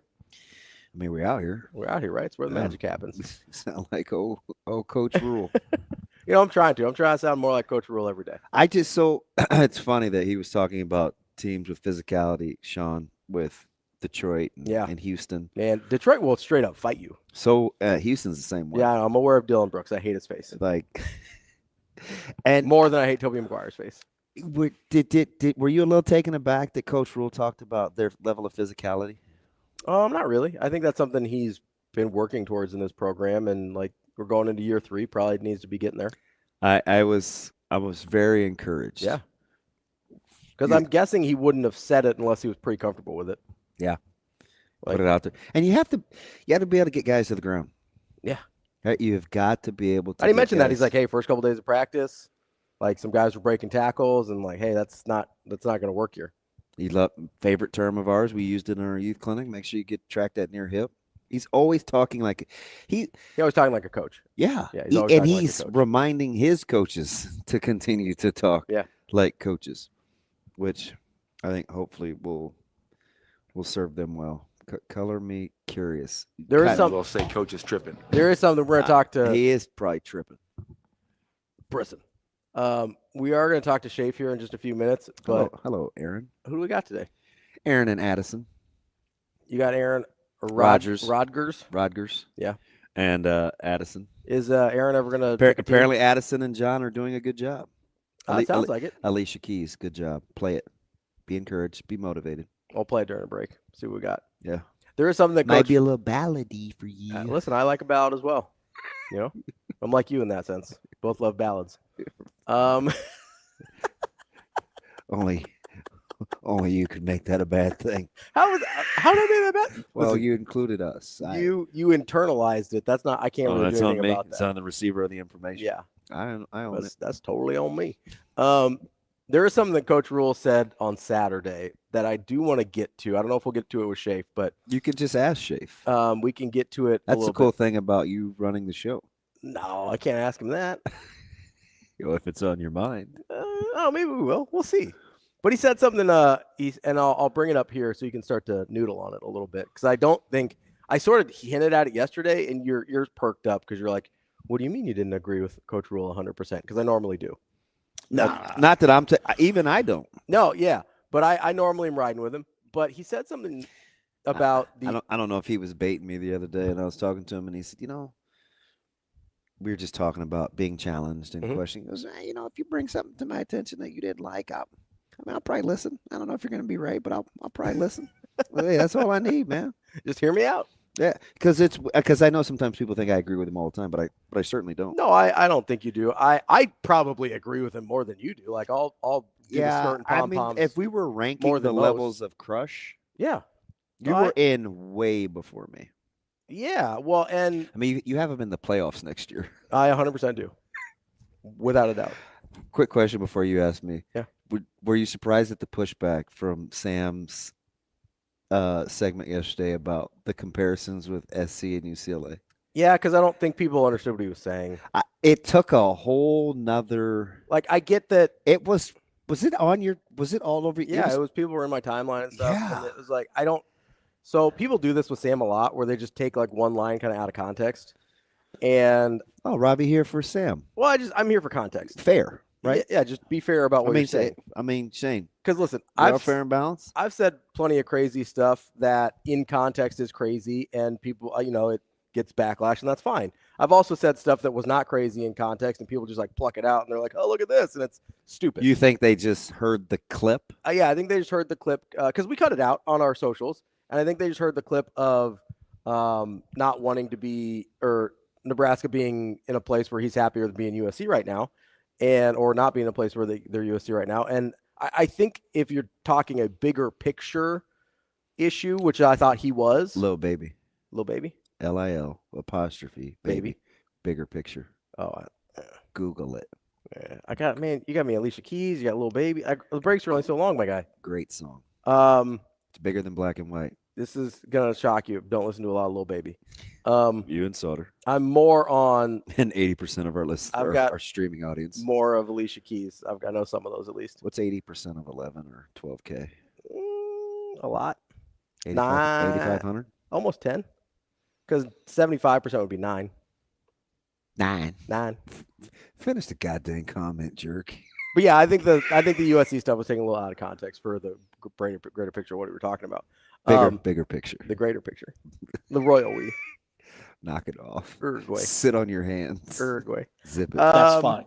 No, but he said something yesterday or Saturday about great players making situations great, and kind of talking about the desire to seek opportunity versus the desire to hang it in competitively.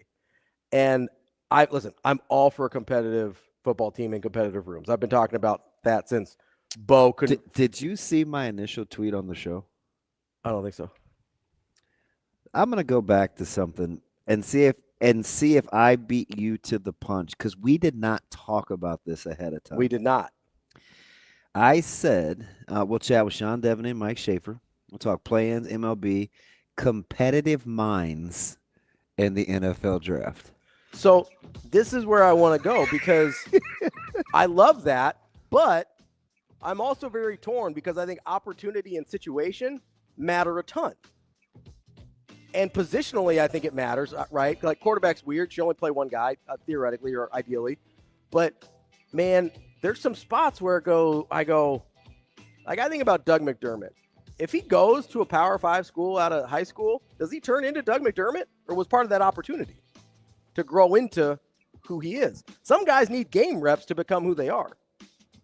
So I struggle a little bit with the competition versus opportunity. We'll talk to Mike Schaefer about that coming up next here on Hurrdat Sports Live.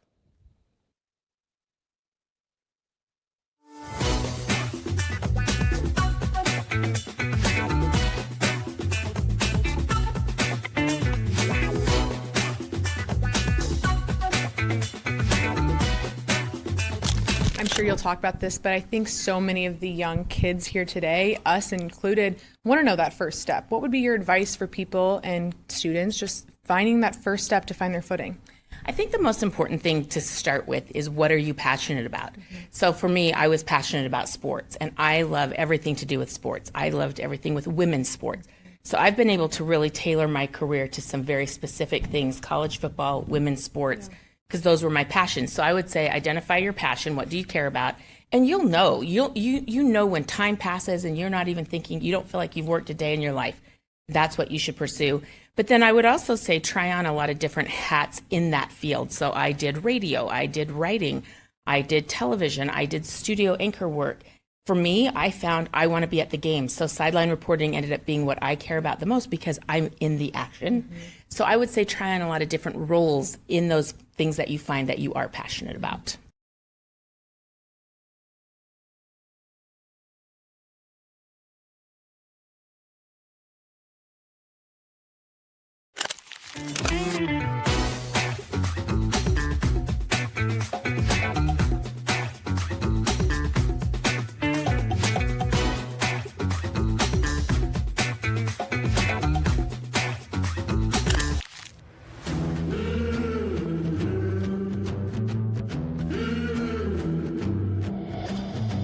The Mizuno and Oklahoma State softball story is a story of growth and success.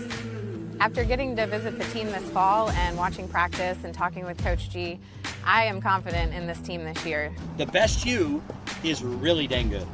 I mean, it's really good. Okay? So just be that. No more, no less. Lightning in my fingers, and I'm nice on my feet. Heavyweight big swinger, got you saying double while the counting to three. Mizuno and Oklahoma State softball are built for big moments. Brace yourself.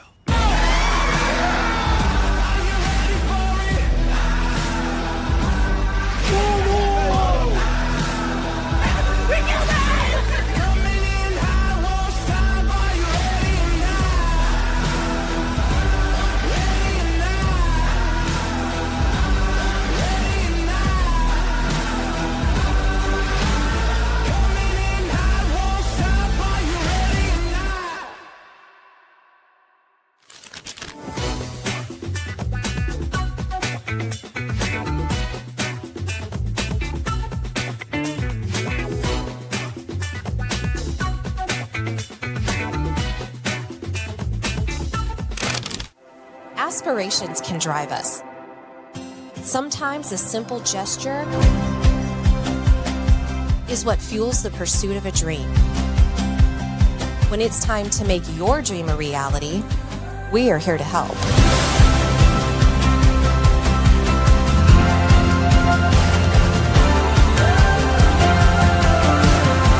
Centris Federal Credit Union. We are where you are.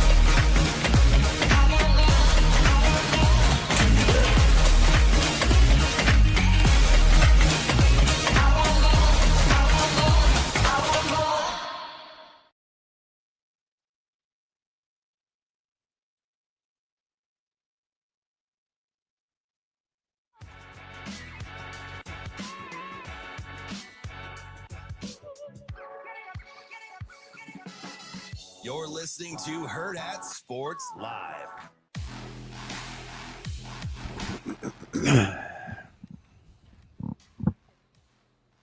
Welcome back here, Hurrdat Sports Live. That's DB. I'm Ravi Lulla. That person you saw flashing out of the screen was Sasha Durkin, saving our lives again. We appreciate you, Sasha. Joining us now is Did Mike. You know she was that fast? She was like the Flash. I know. Joining us now is Mike Schaefer, Husker247. What's up, Schaefer? Oh, just computer issues. So hey, us too. A different location. I don't know if it's going to sound any good. I don't have a microphone, so we'll just wing it. Mike J, I actually like the angle. That's pretty cool. I get to see some of your artwork too. Not that I'm being nosy. It's not my artwork. It's was bought by my brother on a garage sale here in Lincoln like 15 years ago, and then his wife made him get rid of it. So I took it, and here it hangs in the bar downstairs. So another man's trash is another man's treasure. Yeah, I think he paid like 50 cents. I got it for helping him move houses. It's a great deal. I think you might have gotten the fuzzy end of that popsicle, Shafe. So I wanted to ask you about this. There was this clip that Coach Rhule said on Saturday when he was doing his presser. Shane, can you play that for us real quick? Oh, my bad. I didn't realize you guys were doing stuff. Do you have? No, I can play here. Give me 1 second. Shave, take a listen to this real quick.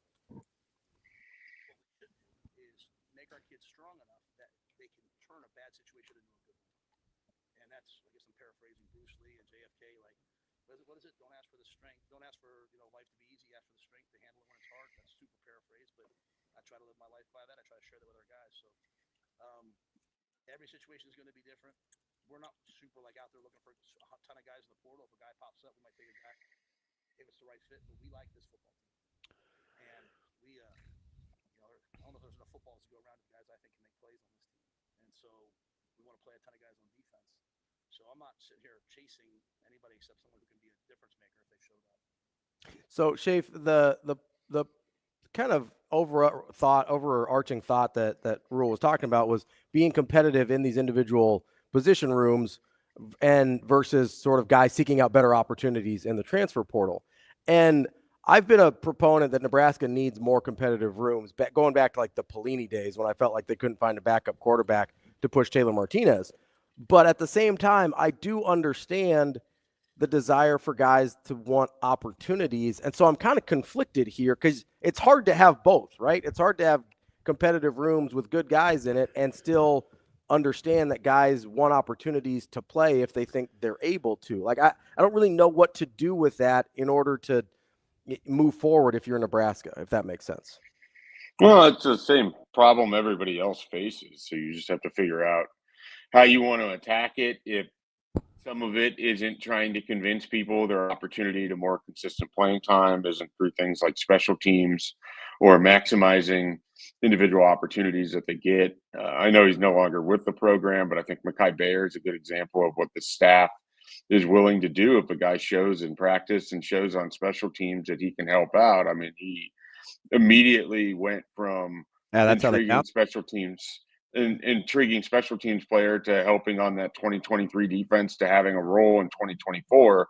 Now, ultimately, he left in the portal. I can't speak as to why he did that, if it was a change in the coaching staff or whatever, but grass wasn't greener in Missouri either. So I guess the idea, though, behind it is a player like Mekhi Bayer or someone in that situation can own whatever opportunities that they have in front of them. The staff has shown that they're willing to play.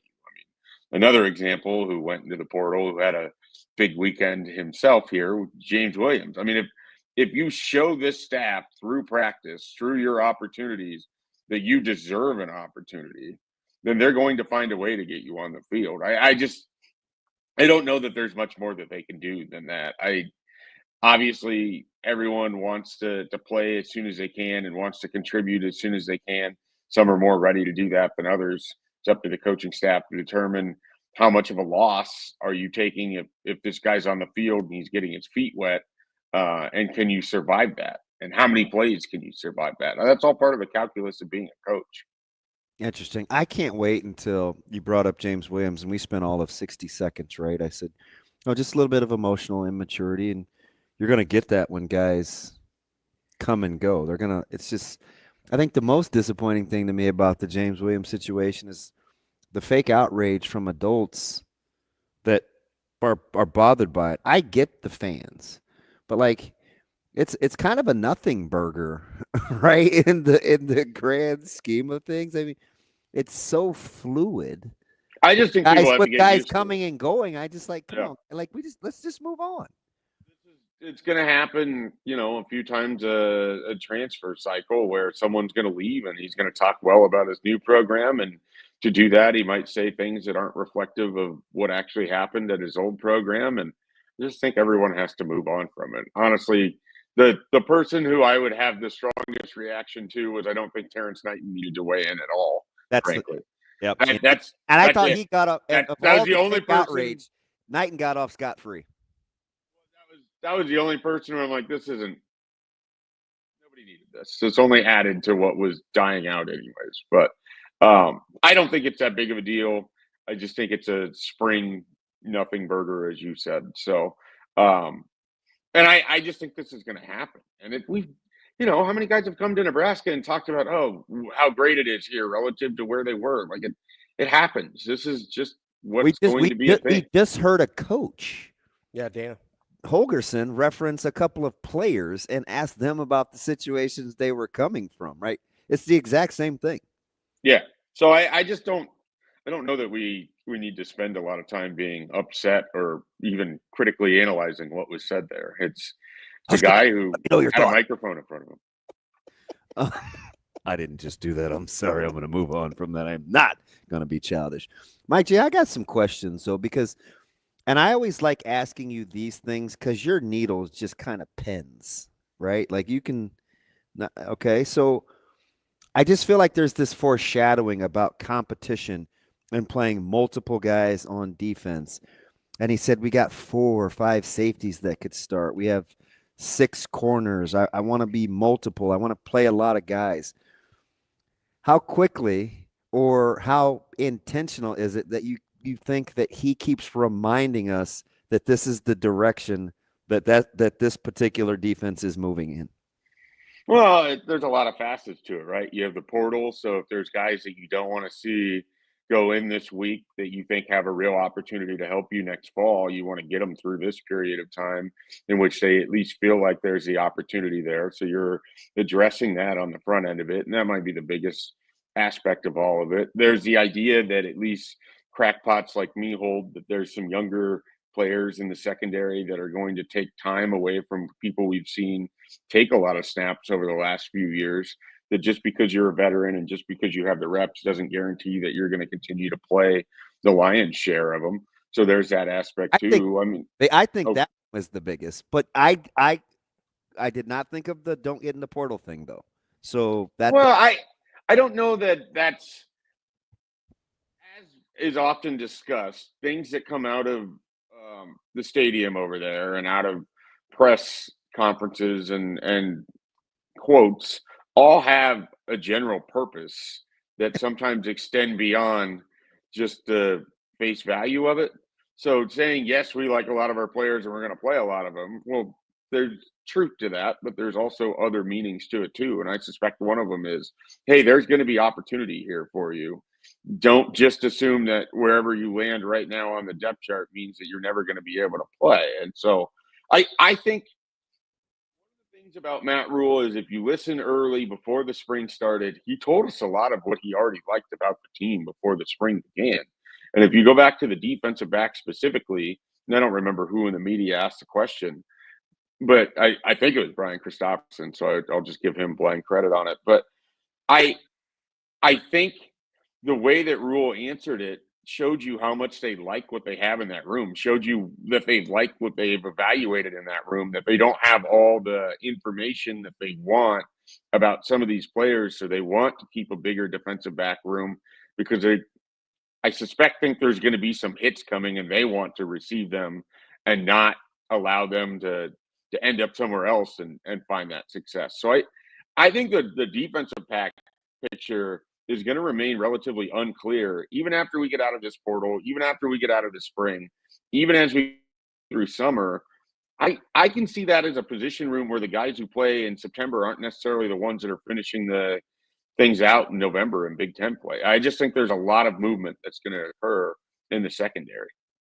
So, Shafe, what you just said there about young guys taking snaps in the secondary, about guys starting in September versus the guys that are going to start in November, that's the exact reason why I was surprised Deshaun Singleton came back, if I'm being totally honest with you. And I know you didn't name any names there, I am.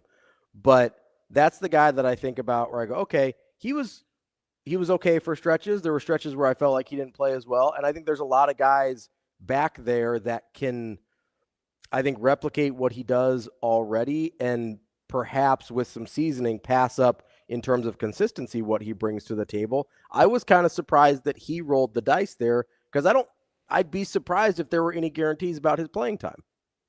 Yeah, and I don't know that there are guarantees about his playing time, but I also don't know that he's returning to the same role that he left.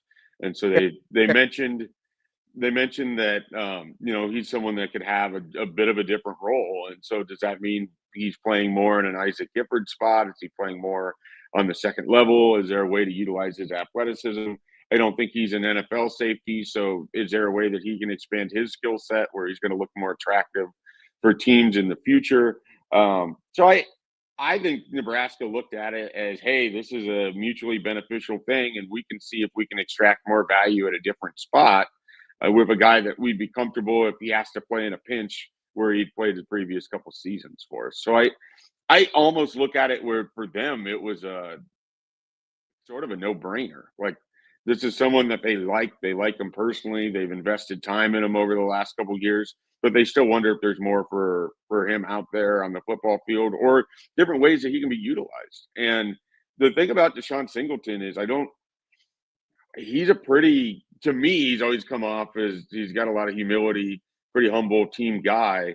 Like, if he's asked to play in a different role, he's going to attack it with everything he has. And so I think part of it is the personality of who came back too. If he was someone that they were worried about, oh, he's going to want this or he's going to need that, I don't know that the door would have been as open as it was. Yeah, that's pretty good. Because there's a couple of things in there. I like the fact that you talked about the versatility in his role, but he's also well received too.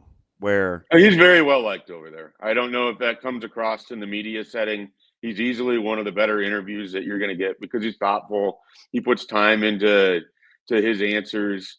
He's genuine. You're not getting a quick canned response. I think he's probably the closest to what MJ Sherman was in a lot of ways, where you get a really thoughtful, thankful individual. I think Deshaun Singleton knows there's a lot of ways that college football could have went for him that didn't include playing Big Ten football at Nebraska. And so I think he's ultimately appreciative of that, the way that doesn't always come across with other players. I don't mean that as a good thing or a bad thing. That's just from my own experience talking to him over these last 3 years. That's a guy who's really happy to have found what he did here in Lincoln. Yeah, it would be easy for me, like on a personal note, to want to be selfish, right? Like, don't come back or go or. Mm-hmm. But I also love the fact that if Caleb can play the post safety, I'm just using him as an example because this is something I actually know. Can play the post safety, and then play the rover spot, right? Which D Singleton plays because you want your top 5 or 6 DBs out there. The fact that Buford and Singleton are guys that can not only encourage and pull along, like, hey, come on, young fella, this is how you have to do it. And it allows those guys to be versatile in their role. The team wins, right? Like everybody wins. So I think the attributes that you're describing, Schaefer, about Singleton are, I think, exactly how this team is going to build from the bottom to the middle to the top going forward. I think you're 100% spot on. Well, this is a unique situation too, because I don't think anyone expecting into last year that his eligibility was just going to magically come back. Plays, right? Yeah. I mean, if we're being honest, that was a sticking point throughout half the season. I don't think that's no secret, especially with him and Gifford. So I'm very fascinated what that looks like when we get to the Cincinnati game. And again, I just think there's a lot of variations that this defense can go through, and I think this, we'll see what this lands on, but I think patience is going to be required for Nebraska's defense in 2025. I don't think it's going to be the sort of unit that finished out 2024, the type of team that was able to shut down Iowa for what it was. It's going to be a different defense, and it's going to take a little bit of time for them to find themselves, find their best 11, find their best rotations. And it may be situational, right? Like sometimes you may want absolutely hyphenated Trent or Javen Wright or Stanger, or I'm missing one inside. Well, think about 23 when they were sometimes at their best. Oh, Shavers, right? Shavers, or multiple D line. What if you want to go speed rush and so you go a little lighter, quicker, or you could use an Ochoa versus I think their ability to match personnel situationally, I think they really, really want to be a strength. Well, it was in 23. That's kind of what I was saying. And then in 24, they largely stuck with their guys in a way that 23, they played like 25 defensive players. It was a large number. And some of that was just figuring out what you have, and it's a new coaching staff and all of that. But they're kind of back in that again. You have a new defensive coordinator. You have new assistant coaches. You have guys that are doing it for the first time at this level. And so I think there's a period of trial and error, and that's kind of why I think patience is going to be needed with this defense, and that whatever it looks like at the start, allow yourself the idea that it can definitely improve over time. Or maybe it comes out like gangbusters and they have to figure out how they're going to be able to do that week in and week out. So there's just a lot of different ways defense can go. Schaefer, as we talk about sort of balancing things on as we observe very little bits and pieces of spring and hear from coaches, how are you sort of processing through this? Hey, we really like the defensive line and how they're playing, but the offensive line might be our strongest unit so far. Like those two things are obviously opposing each other in terms of on the actual football field, but how do you kind of balance those two narratives that both of those can be good? Yeah, it's just given me consternation this spring, because the part of me that wants to buy in entirely on the offensive line recognizes that they're not going against what Nebraska had for the last couple of years up front defensively. And I think both can absolutely be true in different ways than just, it means that they're going to be really good up front on both sides of the ball. They might really like depth and the way the guys beneath are emerging, but it doesn't necessarily mean that the top end has stretched itself to a new level. They might like the way that some of these guys have gelled and play together immediately on the offensive line, or that there's more options at each position than maybe they would have expected coming into the spring. So there's different ways that this can all play out. I think with the general sense that I've gotten is they like the individuals that they have up front defensively. There's an acknowledgement that it might take a little bit of time for it all to come together, but their potential is really, really high. And, if the offensive line comes along and is playing well and it can handle its business next September, Nebraska is going to be a better offense for it. So it's hard for me to get too far over my skis on what we've heard with the offensive line, but I think it's good. And I think it also kind of tracks because they've built and they like a lot of those young guys, and now they're getting their opportunities to see what they are. And, we'll see what the actual formation kind of looks like as we get into the summer. Yeah, it's kind of exciting. I kind of, because what I'm hearing you say is you have a better feel of what you think the offense will look like at this point, even with O-line moving pieces, than you do the defense. Absolutely. But that's probably more – I don't want to lead it. Is that more because you think the defense has more more range, or because they have newer – you're starting with Dylan and working out, and he's probably the most known commodity? I think you have a little bit more known commodities with Dylan and Emmett Johnson and a general idea of what those guys look like, even when adding in the pieces at wide receiver that are different, even when acknowledging that you had however many starts walk out the door with Bryce Benhart and Ben Scott and experience with Mazuka and all of it. But when you look at the defense, and I mentioned that everything is sort of different. There's pieces that look the same, but they might play different. They might be asked to do different things. They might have different strengths than they have in the previous 2 seasons. They're getting different instruction. The idea, the concepts, the goals are largely going to be similar, but how they get there may look different than what we've seen in the past. So because of that, I feel like I have a better understanding or a better feel or more confidence, whichever of these 3 phrases you want to use, in what's happening on the offensive side of the ball. But I acknowledge that there's a lot of upside for them defensively too. It doesn't, just because it looks different or it sounds different doesn't mean it has to go poorly. There's just different ways that they can get to the result that they want than what we've seen so far. I wonder how many times how they're gonna benefit from guys that have the opportunity that leave to stay because it's good for both versus they're coming back because they don't have anything else to do. Because you can build your program on the first part. Like a guy like Singleton, who's going to be a fantastic tester, really gifted athletically, but maybe he thinks, heavy safety-laden draft. Nebraska's been really good. This is a place that can continue to develop me. That's a good thing versus somebody that just that sticks around or wants to stick around because they don't have nowhere else to go. And I think while Nebraska's trying to build a program, Schaefer, where you don't want to leave, if you can get to the point where you have enough self-awareness to say this is the better place for me, that's how you can beat the portal. Like, I'm just piecing together all the stuff that I hear those guys say and Coach Rhule and the portal and the right information and how they're trying to build this team with pending roster constraints, whenever that is, versus the methodology of the culture. They seem to be coming together, or is that just me?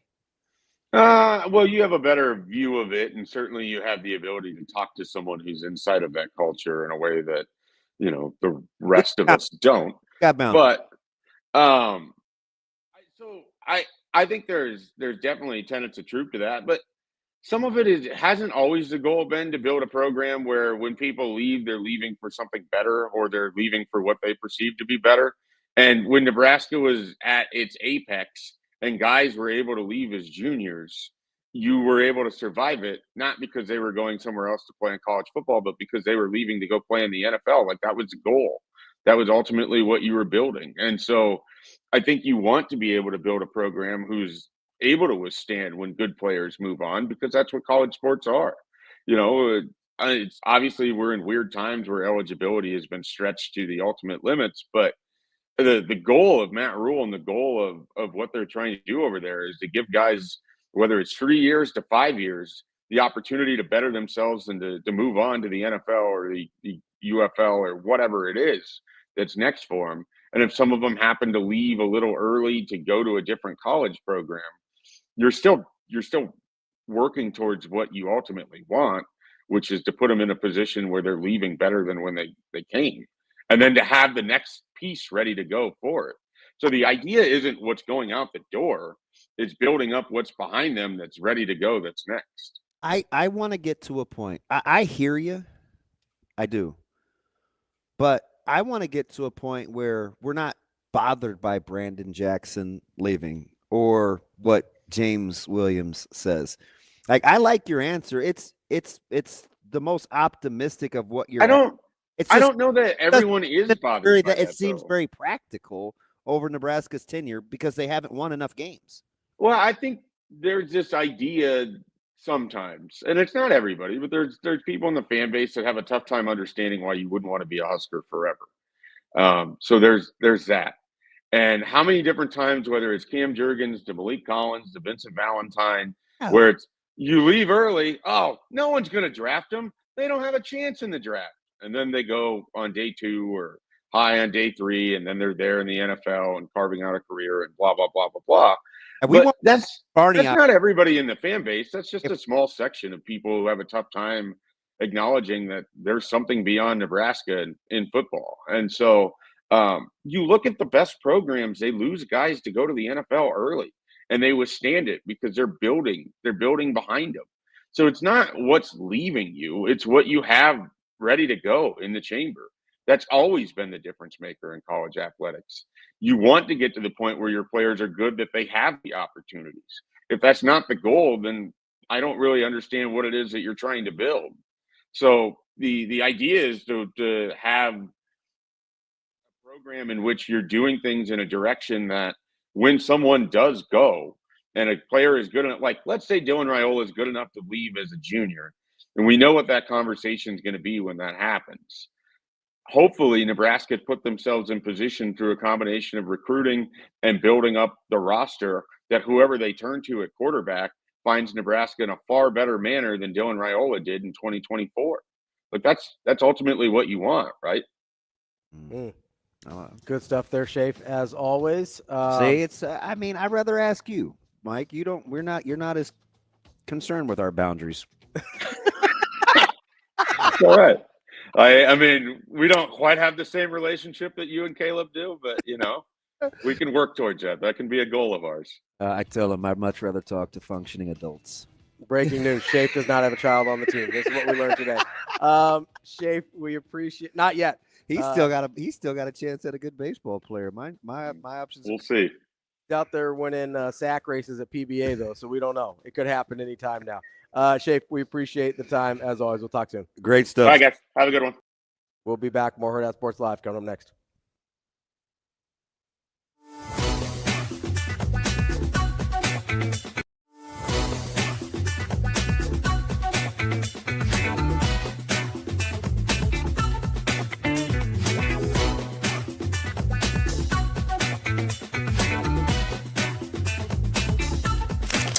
I'm getting my information for the most part, kind of where you guys get information. Like I'm following Ross Dellinger basically every day.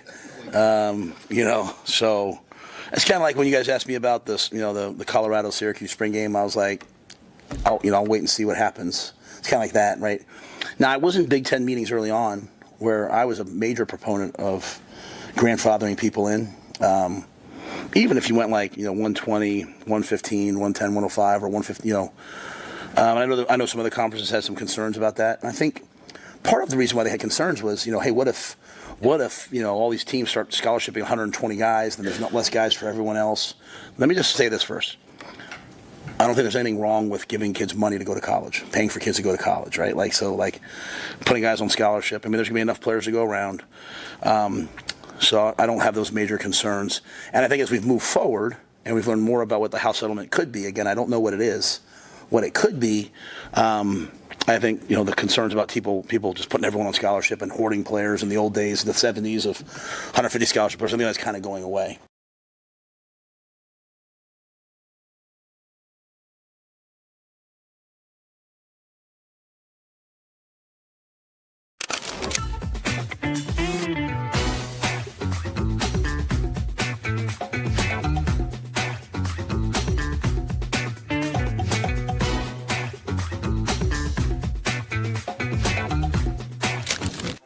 Aspirations can drive us. Sometimes a simple gesture is what fuels the pursuit of a dream. When it's time to make your dream a reality, we are here to help.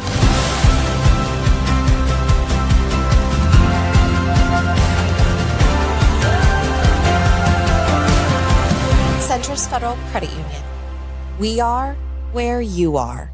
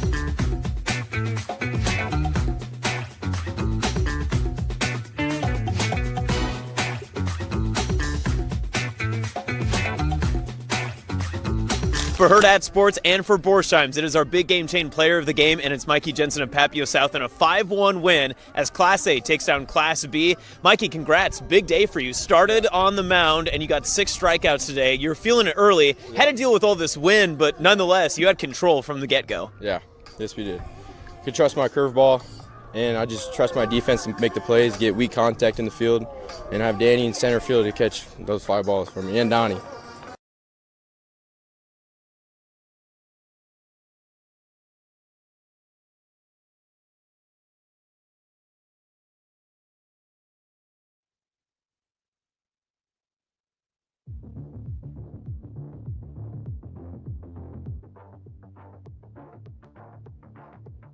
Welcome to Hurrdat Sports Live. Kicking off hour number 3 here on Hurrdat Sports Live, presented by Centris Federal Credit Union. Reminding you, if you're out there on the roads today, make sure you've got those seatbelts fastened and do it properly. Make it click. This message from the NDOT Highway Safety Office. DB, Schaefer had some good stuff there. Yeah, there's a lot in there. You know, a little rose-colored for me, but on the players leaving. Yeah, but I do like the fact that he's got it basically boils down to if Nebraska's winning enough. Yeah. I just don't think the fan base will care. The funny thing to me about the whole thing, and Schaefer brought up a good point with this, is we kind of bemoan guys that leave, and we're like, "Oh man, can't afford to leave," and get all upset, and then we, in the same sentence on the other side of our mouth, say, "Oh well, they're not going to get drafted," or "Oh, they'll never make it." We almost try and disregard their contributions while at the same time being upset that they're leaving because it's going to be hard to replace them. And both of those things cannot be true at the same time, right? They're either good enough to get drafted, which is why you're upset that they're leaving, or they're not good enough to get drafted, which means they're replaceable, right? Has there ever been a stretch where, I mean, Brandon Jackson came to mind because I couldn't believe the outrage? Yeah. And I liked him a ton. So I did too. I was weirdly a Brandon Jackson guy. And it bugged him. And I liked how he ran. It bugged him. He was from Mississippi, right? Yeah. Yeah. Real good back. And I don't, he just didn't love the fact that people didn't understand that he wanted to. He's like, any money I'm making is more than what I'm making for my family. Yeah. And so whatever it was a 3rd round or whatever. Yeah, this is a different conversation 20 years later. Right? Right? AG, 3rd round, could have come back or whatever it was. I'm like, guys, we don't even know like the situation. Right. Right. But I just don't know when Nebraska will get past that. Yeah. Like I'm more mad at my colleagues and peers for how they got into the weeds with the James Williams stuff than I was James Williams. 2nd round for Brandon Jackson, by the way. So obviously he got at least some decent advice. So like what at some point that can't bother us. And maybe it is only a small section. Maybe. But it doesn't seem like it though. So you're right, the Knighton thing was worse. I'd let that go. The Knighton thing? Yeah. Yeah. Yeah. I'm like, okay. I don't get it. It was unnecessary. But just because I wouldn't do it. So most of the excuses we make for James Williams don't apply to Knighton. Young, maybe I'm a little emotionally immature, maybe doesn't know better. Like Knighton should know better, right? And I think what it is for me, it isn't about James Williams leaving, right? We talked about this yesterday, I think, where I mean, he's going to want to go with the guy that took care of him. Right. So I understand that. And if he looks at a situation, he goes, hey, I need my relationship, I need a little bit of money, and I want to be with Coach Knighton. And those are the 3 things he's looking for, and those boxes get checked. I get it. I get why and maybe he wanted to be away from what was going on here. And frankly, that was a little toxic. Sure. I do think I think part of it with James Williams specifically is that it feels like we took a chance on him when no one else was willing to, and he doesn't seem grateful for that. I think that bothers people. I'm not saying he should feel grateful, but I think people want him to have some gratitude for what Nebraska did for him and put him in a position where he could go to a place like Florida State. You want an example of what you're talking about? Sure. Just protecting holistically the person. Mm-hmm.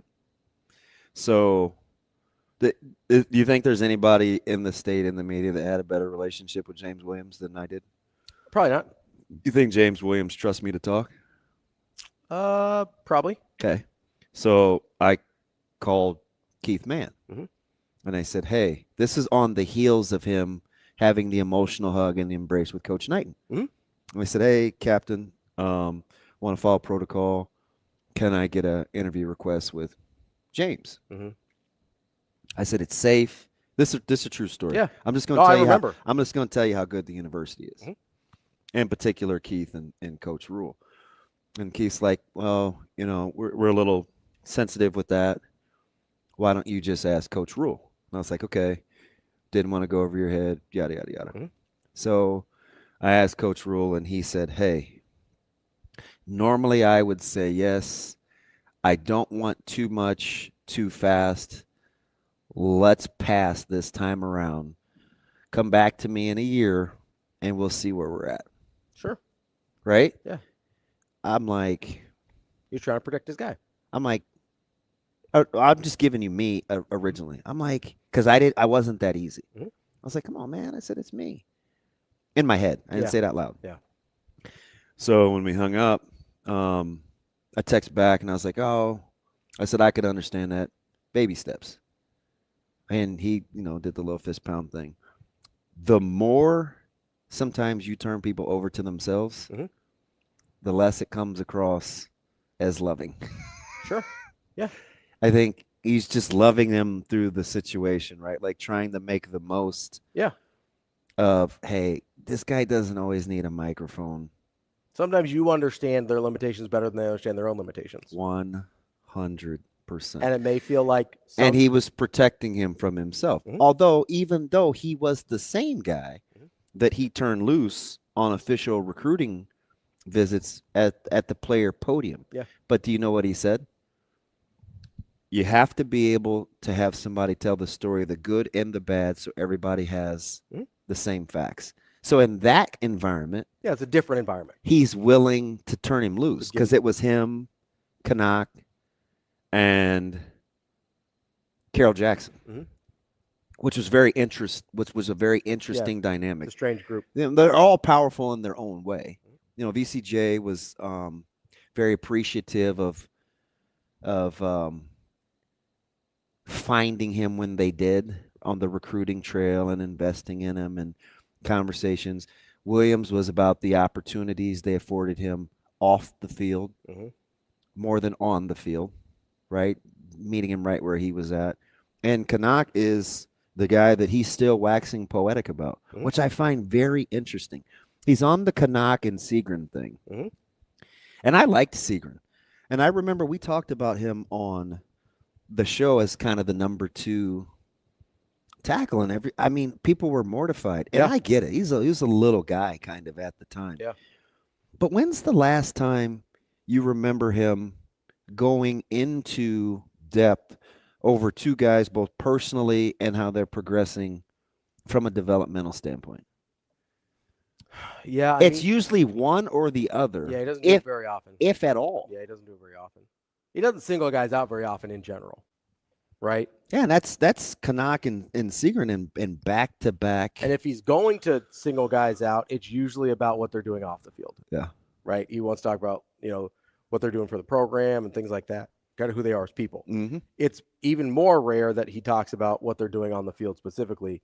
But to do both, as you mentioned, with 2 guys in back-to-back. He talked about the people that Canuck had come in contact with where he, held the camera or mowed the yard it's clear, at least in my opinion, the culture that they're trying to build. Mm-hmm. And some of it isn't even football related. And we have to just be patient. I would say most of it is not directly football related. We just have to be patient because if he's going to withstand this volatile time, he's going to have as many constants as possible. Yeah. I think that's his countermeasure. I think he wants to work smarter longer as opposed to scrambling in the short term. That's why he's building the culture that you don't want to leave and to make sure you do have all the information and you know what I mean? It's like, I don't know. I think you can just see what he's trying to do. I can for sure. I do think, and I think it's worth bringing up in this conversation, there is there's only so many places you can make that play. Yeah. Right? Because Nebraska is going to be competitive with the money. Right? They're going to be competitive with the NIL. I agree. There's probably some places that would like to try and do it this way, but there's such a gap between their NIL and what other people are offering that you can't make up the difference with culture, right? You can't make up the difference with some of the other things. The fact that Nebraska is always going to be competitive on the money side of things gives Coach Rhule an opportunity to do things like this where he can say, hey, I want to make this a place you don't want to leave. We may not be your best offer, but we're going to be a good offer. It's going to be competitive. And the money's not going to be so different that you're going to look at it and go, most kids won't look at it and go, oh, I have to leave. I'd be doing myself a disservice if I don't leave, right? If you're making $100,000 one place and somebody else offers you $1 million and it's a real offer, you're doing yourself a disservice not to look at it, right? But if you're offering $900,000 at Nebraska and somebody else is offering you $1 million to go someplace else, then you're looking at it and you go, okay, those numbers are close enough. Yeah, maybe. Yeah. That maybe other things are worth the extra $100,000 at Nebraska versus going to this other place. Maybe they will develop me better and I can play for long money in the NFL as opposed to the short money in college. Or maybe I will have better recovery and I'll end up healthier or I'll end up with my degree or whatever, right? Can you see where he's trying to put other tools in the tool belt? And like, let's say you just need a hammer, a saw, and a tape measure to play football. Mm-hmm. Where he's trying to give you the screwdriver, the T-square, the drill bits, all the other stuff, and not in case it doesn't go the way you want to, but to help you go the way that he wants it to. Well, and I think that he realizes on some level that even if everything goes exactly how you want it to, right? Exactly how you want it to. You come to Nebraska. Let's say you want to play for 3 years and go to the NFL. And then you want to play in the NFL for 12 years. That's a great career. That's multiple contracts, right? That's that long money we're talking about here. Let's say you're Levante David. Like, let's say your career. So you're going super best case scenario. Yeah, I'm saying like it goes exactly how you want it to. At some point, Levante David is going to need the other tools in the tool belt. At some point, right? Ndamukong Suh, at some point, needed the other tools in the tool belt.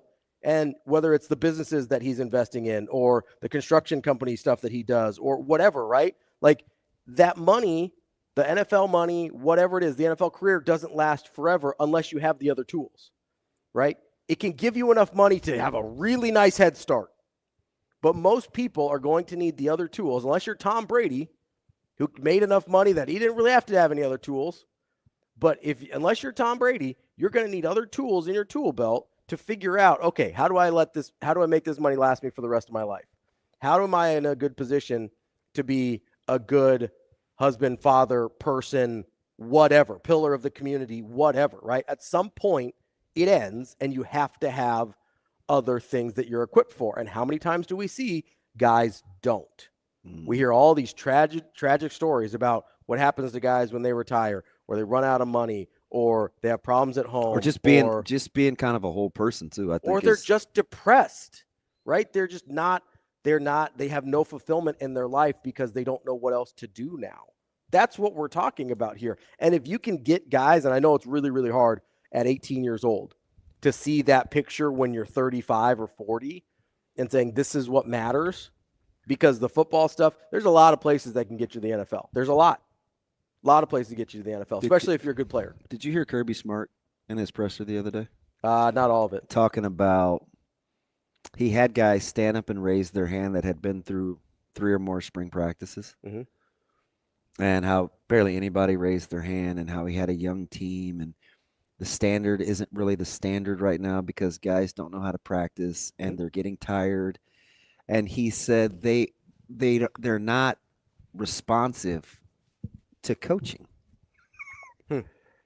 And I thought it was interesting that at this stage in his career with what they had built, that the culture isn't taking over. Sure. But when you've got this much movement, it's hard. It just to hear it from the other side.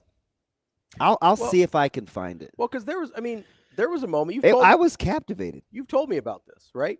There was a moment in 96 when you're sitting there, and that culture in 92, 93, 94, 95 was pretty set, right? 93, 94, 95, pretty set, right? And then you get to 96. 2 was and you've told me there's stuff as leaders you wish you would have done differently. Yeah. Right? I was pretty honest about so that. even in that situation where like that looked as 94, 95 especially, that looked as rock solid as a culture as we'll ever see, right? And you go and just 1 year removed, and this is pre-transfer portal. Yeah. Just 1 year removed, there was enough erosion in terms of just guys, right? Enough of the guys that were important to that culture left, just moving on to the next part of their career, that there was a little gap. There was a little gap in that. Now you add in a transfer portal. You add in Georgia, where you've had a ton of guys. I mean, as many guys leaving Georgia for the NFL that were leaving Nebraska for the NFL at the time, plus the transfer portal. It's really easy for me to see how, like, if you don't have enough connective tissue left, like, there's no structure. There's no culture left. And it can happen fast. Yeah, and I think I'm going to butcher it. But he talks about having a house versus a home. Mm-hmm. Coach Rhule? Yes. Yeah. You brought this up to me before. And how he wants to make Nebraska a home. Mm-hmm. He said anyone can have a house. Yeah, it's just a place you live. We're building a home. It's a place you want to return to. This is what we want in our home. Mm-hmm. And sure as I'm sitting here, it's just intentional. It's going to be the way that he's going to combat and attract transfers. Mm-hmm. It's going to be the way that he can still go out and recruit at high school. What did he just slide in the other day when he said, hey, if you're a guy that doesn't really care that you'll have to go back and get something or change something that you've told a potential recruit, sure, knock yourself out during this stretch. Mm-hmm. We need to be a little more careful so we don't have to apologize, so we can be the people that we said we are. Because he knows, like, the countermeasures to beating the tests are in how calm, cool, and collected you could be leading up to it. It sounds so simple and honestly kind of stupid, but he's said this before about just coaches being who they say they are. Like, that's the cheat code to the transfers, right? Because, and it sounds so dumb and too simple, right? It sounds, and it, again, this is a simple versus easy thing. It sounds too simple to just say, hey, if we tell you this, this is what's going to happen. Yeah. If we say you're going to get this amount of money, that's the amount of money you're going to get. If we say you're going to have this opportunity, X, Y, and Z, that's the truth. If we say, hey, you'll be on the 105, you'll be on the 105. And what did he say? He put himself on the clock, right, up against the wall. He said, now, if you said, I don't trust this guy, he's lied to me. He said, all right, go ahead. He's like, okay, I get it. All bets are off, right? Yeah. How many guys do you think that's actually true of? That's what I'm saying. Like, none, probably. It's, I mean. Now, he may have told some guys things they didn't want to hear. But I thought it was interesting because there's power in that. Mm-hmm. Like, you know, sometimes. Not just power, there's freedom in that. Yeah, well, sometimes if I'm telling a story, it's conflict resolution. Mm-hmm. And sometimes I'll say, hey, you know, stop me when I tell a lie. Yeah. If you don't stop me, mm-hmm. or I'm telling you the story, then that's letting you know you got to take some ownership and kind of what's going on out here. Yeah. You know, and I think he left himself open to, man, you didn't, you know, James isn't going to say you didn't tell me the truth. Bear isn't going to say you didn't tell me the truth. Do you think anybody that's left would say that it's because Coach Rhule didn't tell them the truth? Anybody? No. Right? Everybody left for other reasons. A little bit more money over here, a little bit better opportunity over there. Like, I get why Danny Kaelin moved on. Yeah, me too. Opportunity. I told you, I'm not. Right? Don't have any problem with it. None. Totally understand. He wanted a chance. And this is why I brought up the opportunity thing early on as a thing that I sort of get conflicted about, right? Because I look at a guy like Danny Kaelin, and Danny Kaelin probably looks at it and goes, okay, I'm in the same class as Dylan Raiola. I'm probably not going to get a chance to play. Yeah. So you know the byproduct of that? Even if he's super competitive, right? Did you catch when he went into the two camps and he said there'll be some guys that just aren't going to be good enough, and yeah, they're going to say, hey, I just want to be here? Mm-hmm. Well, he said, well, we'll have to weigh that decision. Yeah. Right? Which lets me know you still have a job to do. You still have to perform in such a way. Absolutely. Where you're giving me at least the inkling that you're trying. but they're going to tell them the truth in that situation too. 100%. Right? That's why I brought up the 105. They told the guys that weren't going to be on the 105 and earlier than they had to, right? Because I'm sure Coach Rhule had an inkling that they might try and taper this thing, right? Because a lot of other people did. Now, but he wanted to be fair to those guys and say, hey, you're probably not going to make it. Right now, you're on the outside looking in. Or, hey, you're fighting for one of those spots, but I can't make any guarantees. Or, hey, you're going to be on the 105, right? That's a situation where some of the guys told him, hey, I'm at Nebraska till you kick me out, right? Or though some of the guys said, one guy told him that, and I think he's going to end up playing.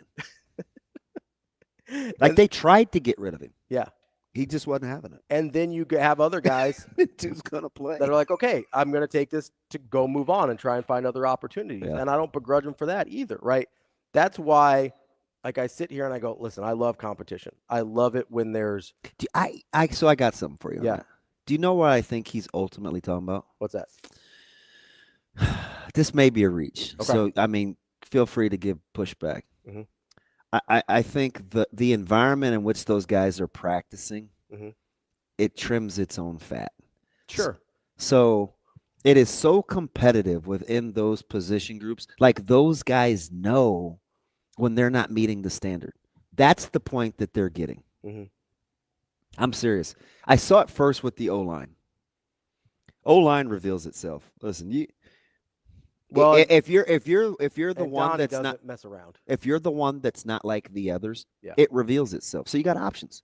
You can either go find something else different to do, yeah, or keep grinding. And if you keep grinding, see, they'll know. And there's some. And you know where else you're starting to see it? Where's that? In the secondary. Defensive backs room, yeah. In the secondary, which is not a place you would typically identify as where that would happen. No, but that's the two guys, the three guys. Yeah. That, listen, that's Snow, there's Addison Williams, and that's Butler. Mm-hmm. Like the standard is clearly the standard. So, like you don't want to get to the point where you take yourself out, but you do want to get to the point where you say, man, that's on me. Right? I didn't start running plays out 45, 50 yards routinely until it was so awkward that I was one of the only three that wasn't. Yeah. There's some, and there's a negative connotation to this term, but there's some peer pressure that could be positive there about like, hey, do it the right way. Knock it off. That's how you want it. Yeah. That's there how you has want to it. be some internal pressure from your peers to say, hey, that's not how we do things. Right? We always talk about peer pressure as a bad thing. About like, oh, they're trying to convince me to do this. Sometimes it's, hey, this is how it works here. Either get on board or get out. Yeah. And then you eventually get to the point where it weeds itself out a little bit. Where Singleton or Buford or somebody can say, hey, that away, young buck, or Teddy Prohaska can cheer on Segrin and say, listen, man, that a boy. Yeah. So it's different than when Dylan does it with Gramstad, but it's the same with regards to Dylan doesn't have to do it because he's established, but he still wants the best for you. Yes. Even though it's kind of independent of him. Yeah. It's really no different in the desired outcome of when I want the best for you, and it can totally affect me. Sure. Yeah. Right? It's still birthed out of me wanting the best for you. Yeah. Like, that's what you want. If you're this is going to sound crazy. That's how you win 14-10 games on Saturday. It isn't. Some of it is talent because you have to be in the position. But when it's nut cutting time, and you don't want to full-fledged wet the bed, it has to be about something other than you. Yeah. I'm just telling you. Down 17-9 wasn't talent. You know, down at the half against Wyoming wasn't talent. Right? We were playing like poop, right? But who wanted to be the next guy to let the next guy down? Yeah. That's how you got to think. And when they get to that point where you can truly sharpen iron, even though you're going to get a few sparks, that stuff will go away. I mean, and he does it with the staff, man. Like, this dude is relentless. I sit here and I think about the games that Nebraska's lost over the course of 10 years or whatever, right? And I think about the times that I go, yeah, that team was just better. It's not most of them, right? Especially the close ones, right? There's been times where, Ohio State or Michigan or somebody kicks Nebraska's teeth in. You're like, that team's a lot. You've only seen it a handful of times. Right. But there's a handful where you're like, oh, man, that team's just better right now. But the team that won the national championship last year and Nebraska looked an equal to them on the field for 90% of that game didn't look like that was a big talent issue. I watch them lose to a mediocre Iowa team, and I don't go, nah, that's a talent issue. I don't see all the losses to, some of the Wisconsin teams are pretty good, but some of them not a talent issue. Most of the Iowa losses, not a talent issue. Illinois losses, not a talent issue. Minnesota, certainly not a talent issue. I can go through every team in the league, basically. I mean, Nebraska's lost some to Purdue and Northwestern. You think that's a talent issue? I don't care. Like, I will say this blanketly as a blanket statement. There is never a situation where Northwestern or Purdue is going to be more talented than Nebraska. Mm-hmm. I feel comfortable saying that till the day I die, right? Like, it's just not going to happen. But Nebraska's been losing games to teams like that. That is not a talent issue. That's what we're talking about here. We're talking about, okay, what do you do? What does your team do? What does your position group do when something starts to go wrong? Is it okay? Is it culturally okay in that room to be the guy that makes the next mistake? Yeah. Or is it culturally expected in that room that you're going to step up now? That's the difference. I know that's how you're going to win close games. Yeah. And they're going to have to start to. I do, because they'll be in several of them. Got to keep watering the bamboo. That. Yeah, got to keep watering that bamboo. One of the greatest voices alive. That's what they're always talking about. Let's come back here. Let's make some NBA picks. See what we got going on. It's going to be tough. It is. I'm not going to hold you to these as locks. Beholden? Because well, I know. I'll give you. I got one. I got one NBA. Ooh, Let's see what I can find with MLB. MLB is not easy. It's easier than the NBA. The NBA is a crap. Keep track of the MLB record. It'll be sensational. We'll see what we do here. That's DB. I'm Ravi. Lulla. More Hurrdat Sports Live. Go to them next.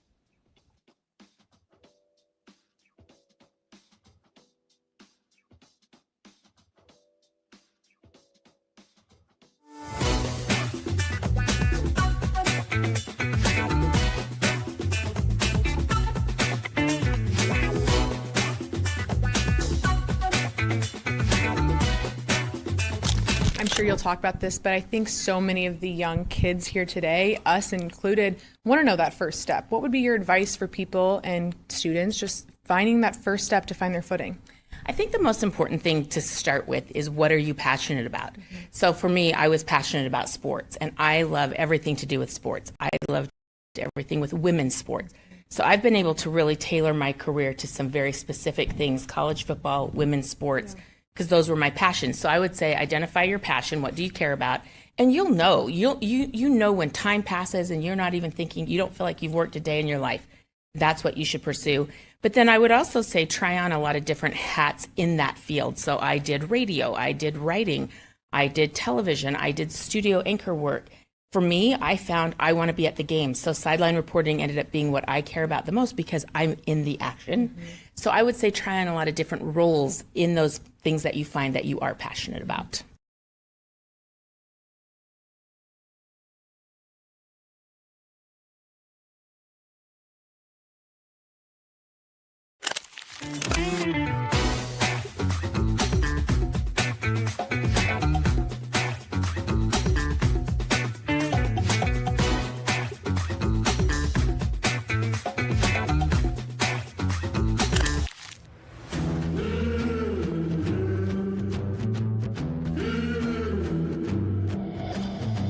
The Mizuno and Oklahoma State softball story is a story of growth and success.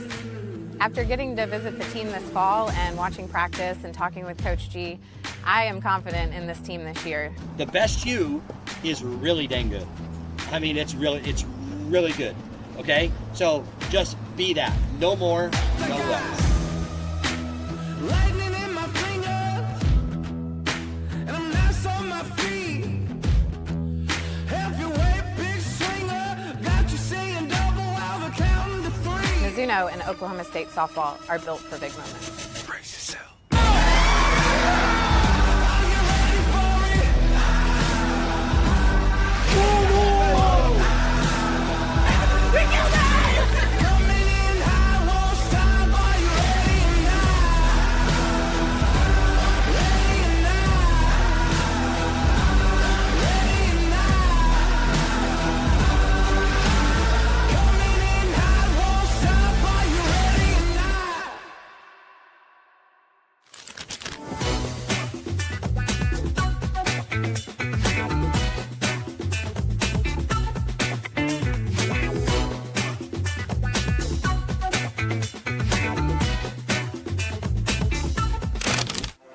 Aspirations can drive us. Sometimes a simple gesture is what fuels the pursuit of a dream. When it's time to make your dream a reality, we are here to help.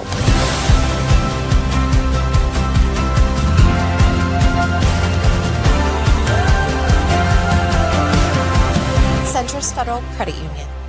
We are where you are.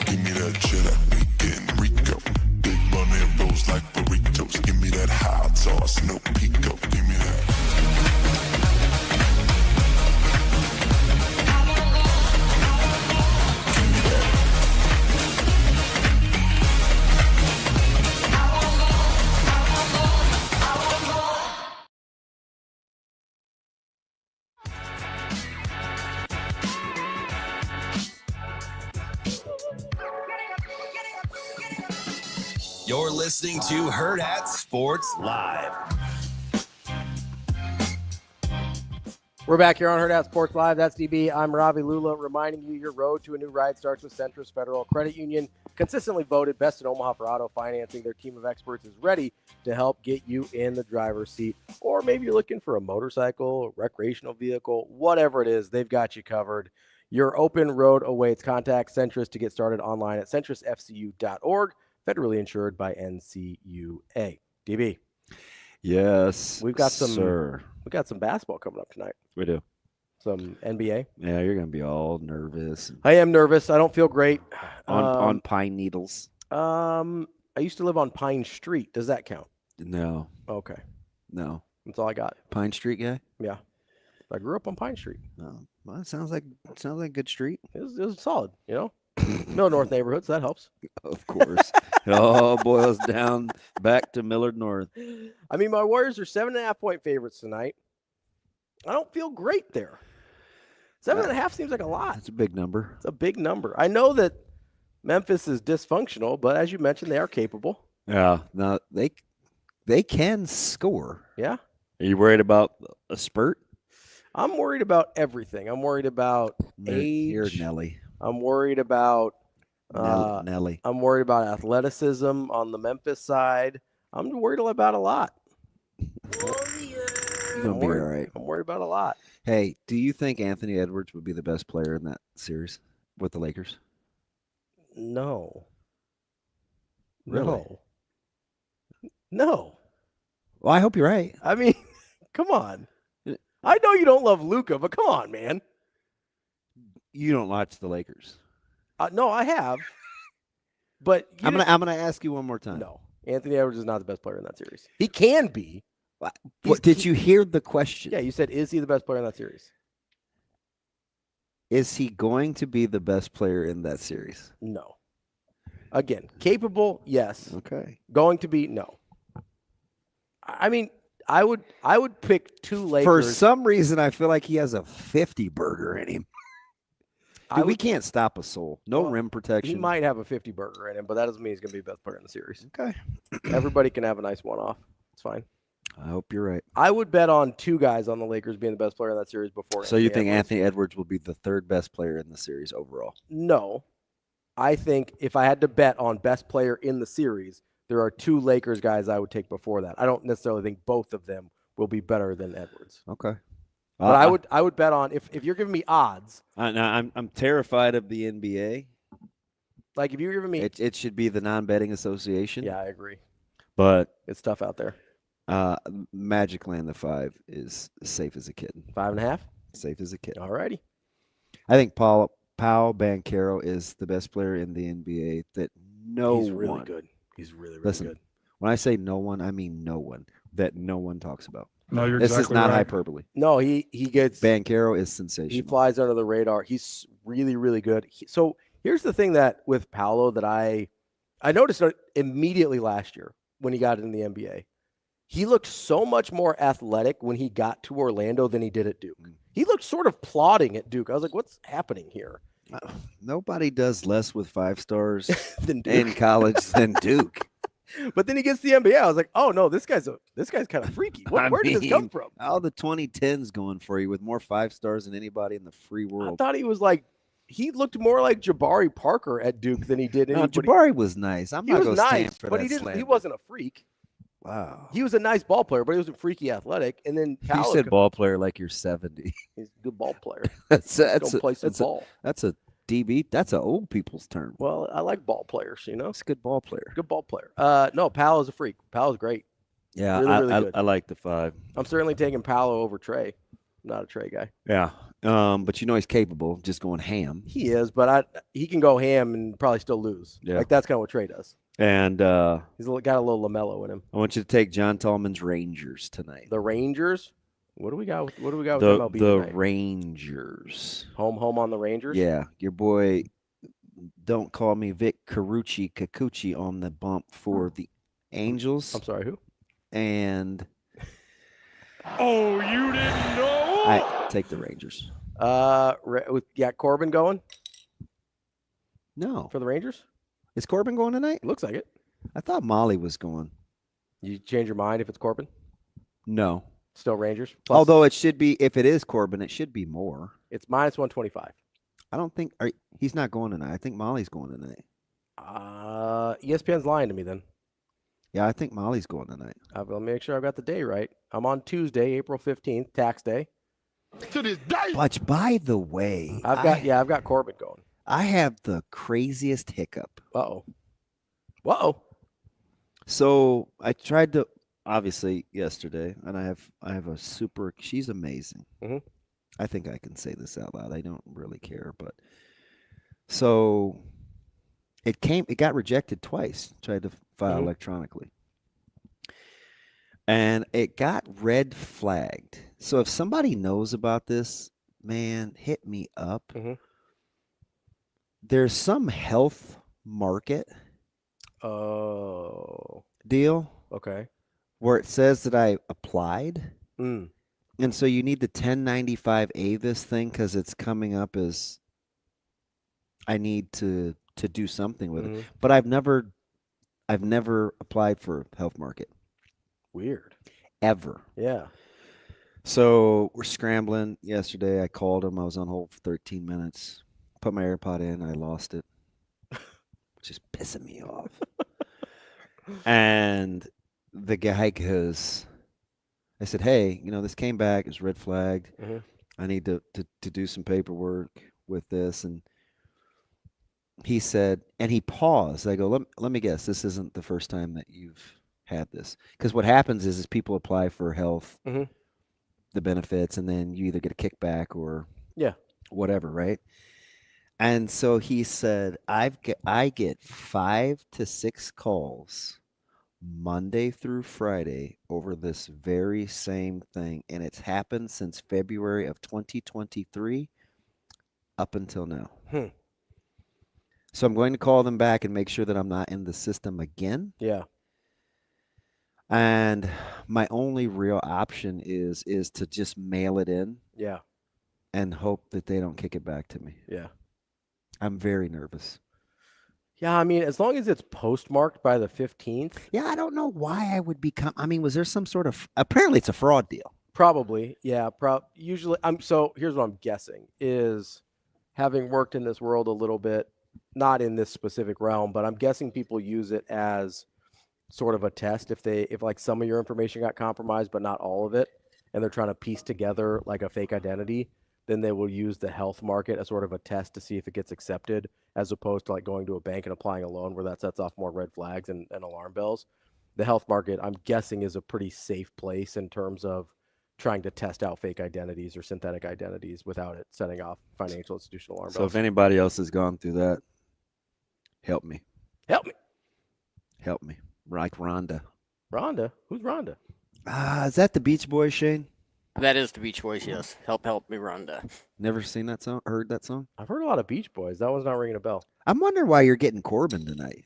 I don't know. That's what the That's what the internet's telling me. That's what ESPN's telling me. If it's Corbin, it should be way more than that, and so I don't love it. But I'm pretty sure it's Molly. Okay, maybe ESPN's off. It's possible. Miley Cyrus. What? That's anti. She Miley, is. yeah, Miley is. But so is the Corbin. guy that said Miley. Sure.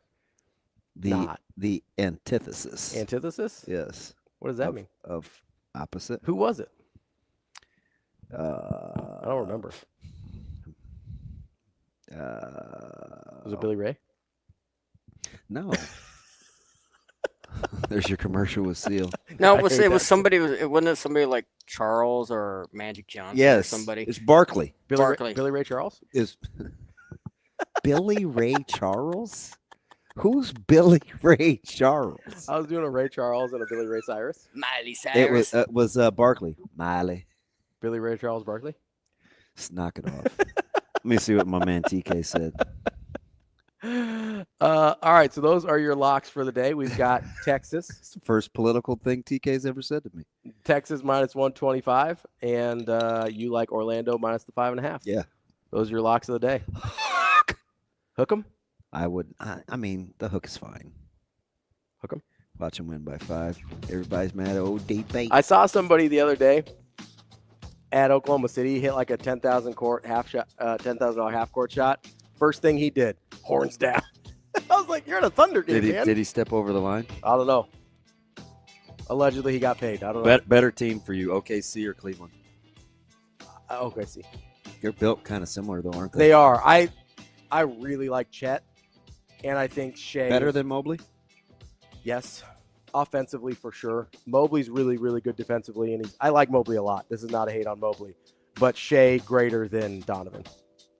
What about the backcourt as a whole with Garland and Mitchell? I think I still take OKC. I think Caruso's a nice fit there in OKC. I think they've big headband guy, huge headband guy. keeps the sweat out of my glasses. Pickleballs and headbands. That's TV. I'm Ravi, Lulla, Hurrdat Sports Live. Coming next.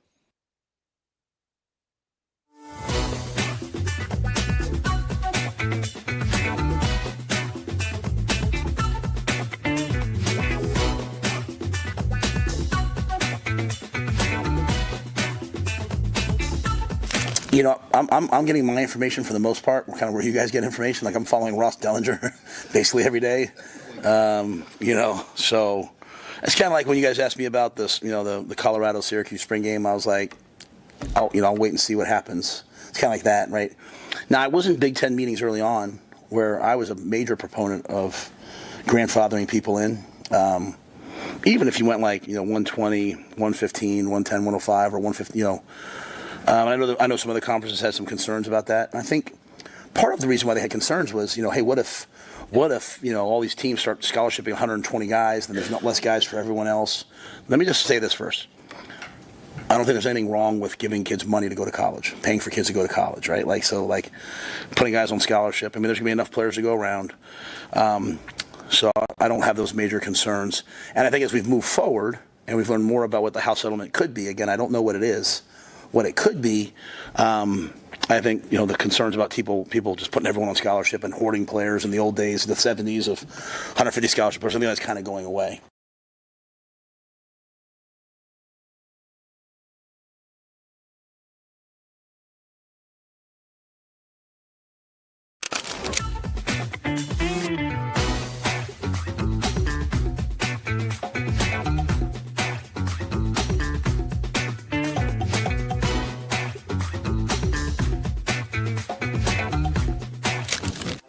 Aspirations can drive us. Sometimes a simple gesture is what fuels the pursuit of a dream. When it's time to make your dream a reality, we are here to help.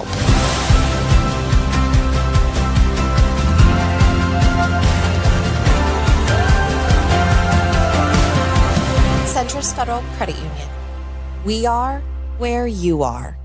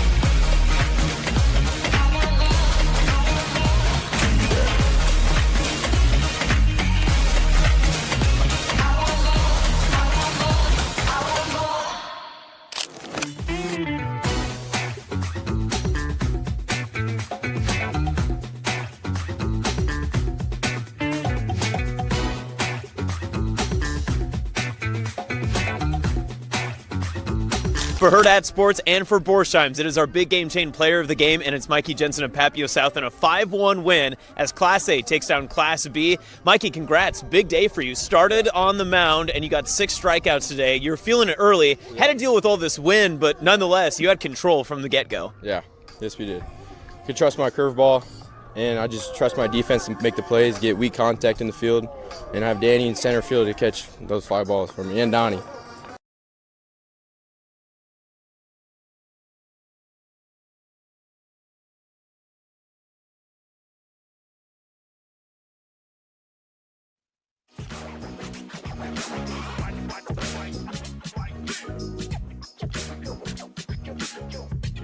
You're listening to Hurrdat Sports Live.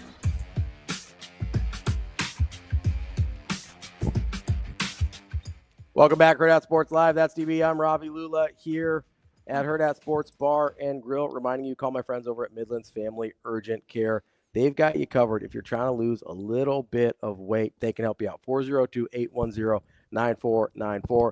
They help me out. It's fast and easy consultation, and they can get you on FDA-approved medication to help you lose weight. Give them a call, the Millard location, 402-810-9494. Okay, so can I real quick rescind my actor?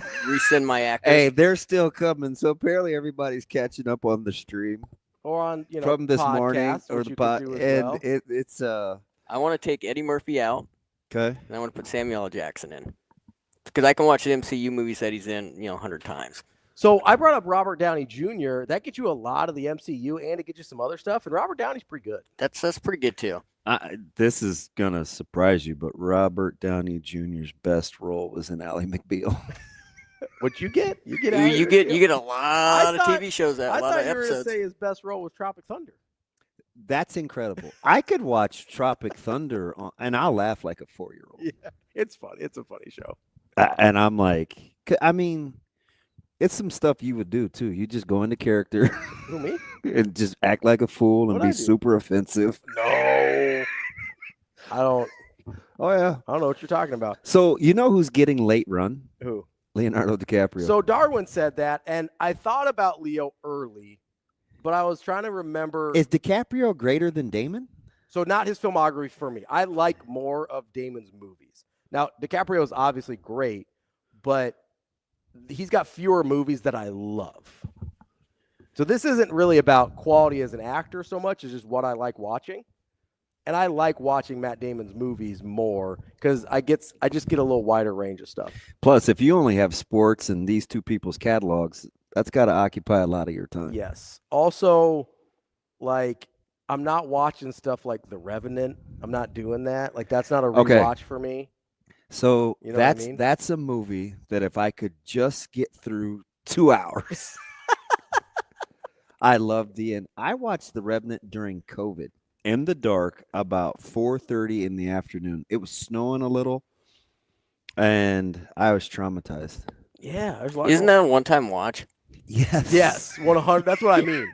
Like, I Yes. feel like Leo. The Revenant is not something you go back I mean, to if revisit. you're saying Saving Private Ryan's a hard watch twice, I mean, The Revenant. Twice. KP was he watched it 20 times. Well, so Darwin's like, I watched this thing 20 plus times. I'm like, whoa. Wait, what movie? Saving Private Ryan. No way. That's what he said on Twitter. No, I mean, I'm not going to call him a liar. Well, you kind of just did. Oh, I didn't read it. That's why. Oh, okay. But then again, I've watched Saving Private Ryan. Like, I don't. So how does Saving Private Ryan end? So spoilers. Well, I mean, I'm not going back to the get it. beginning of the movie's tough. Yeah, it ends okay. I saw guys just getting blown up like 4 minutes in. I'm like, who's like? Yeah, there's this a what lot we're of on? there's a lot of heavy stuff in the movie. But I guess it ends sort of upbeat. I guess. I don't know. You going to watch Castaway again? No, I'm not. Not so much. So, You want me to go into character again about Wilson and B. Wilson? yes, I would. Dude, that was I was having a moment. So there's one I'm looking up right now because I feel a little bad saying it. I feel like a penguin. I feel like a penguin. So can I make an argument? Can I make an argument for Matthew McConaughey?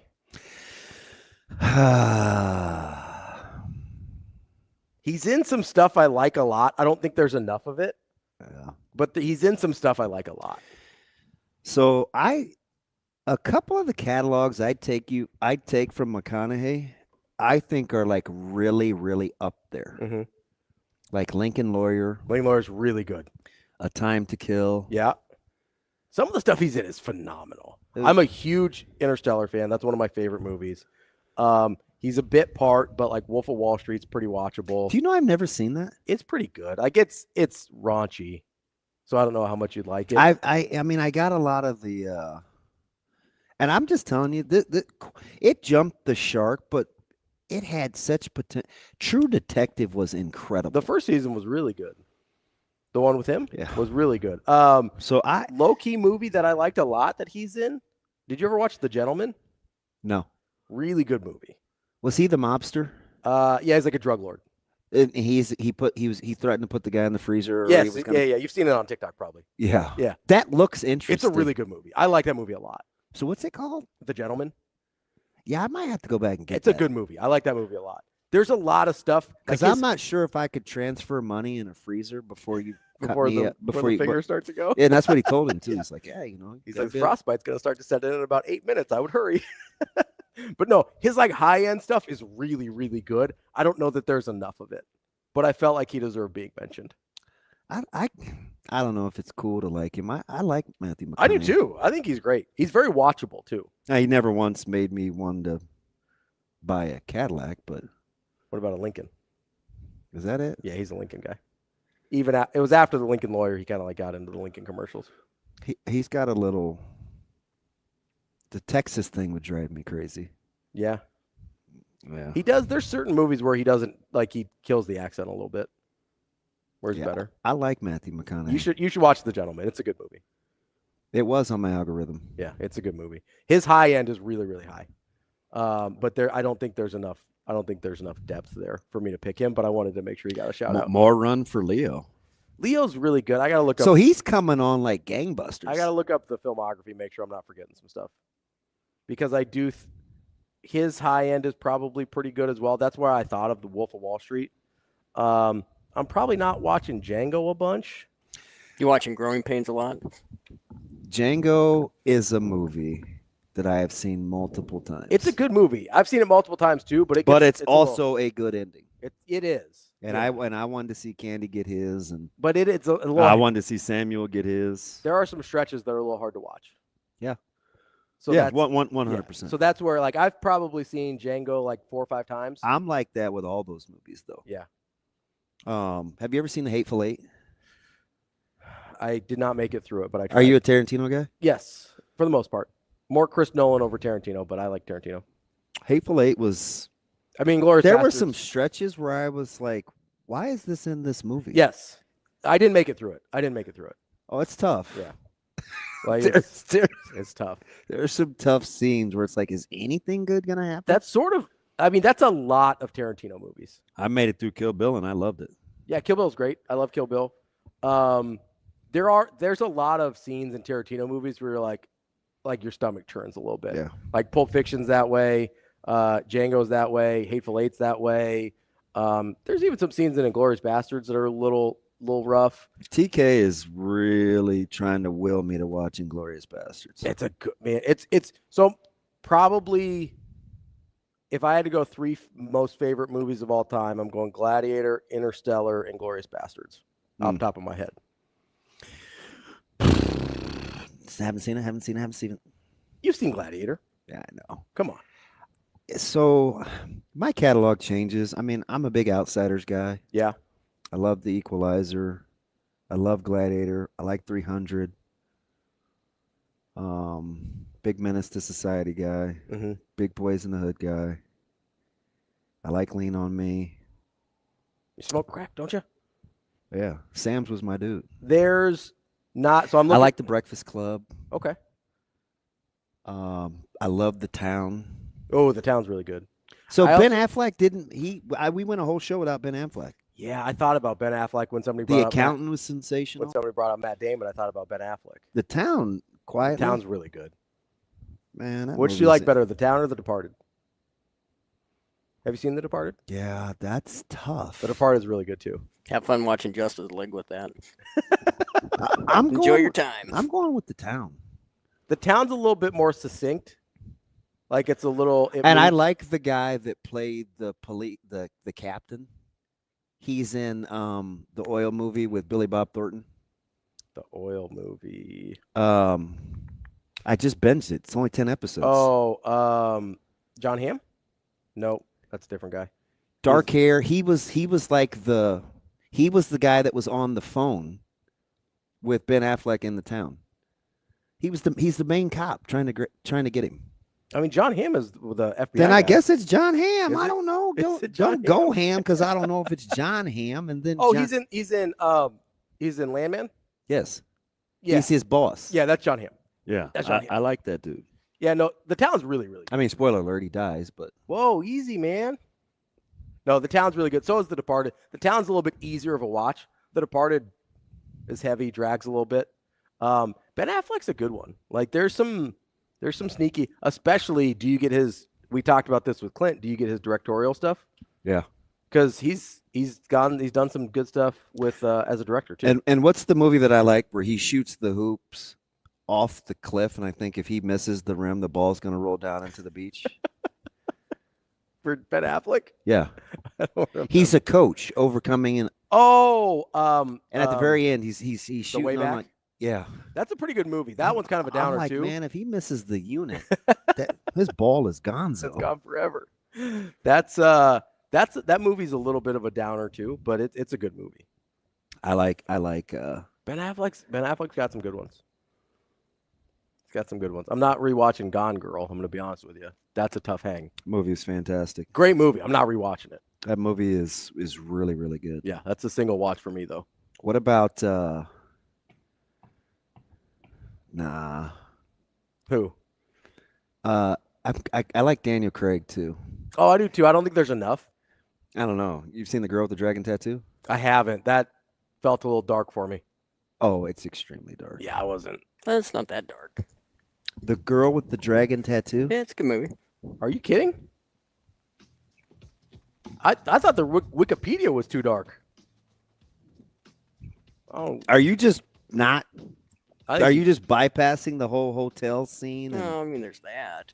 Oh no, that part. Like we're Yes. just gonna skip over the curb stomping part in American History X. Besides that, not that tough of a watch. Oh, also the shower scene, but it's fine. We're skipping that part over. The Girl with the Dragon Tattoo is extremely Real dark. Extremely dark. My God, Shane. The whole thing was predicated on. Yes. Yeah. Like On what? Tell me. Shane, I think you might need to go to therapy if you don't think that movie's very dark. It's a different kind of 2-lane trafficking than what's out there. Tulane? Nico? Knock it off. That's DB. I'm Ravi. A little more Hurrdat Sports live tomorrow. See you. Have a good day. Love you.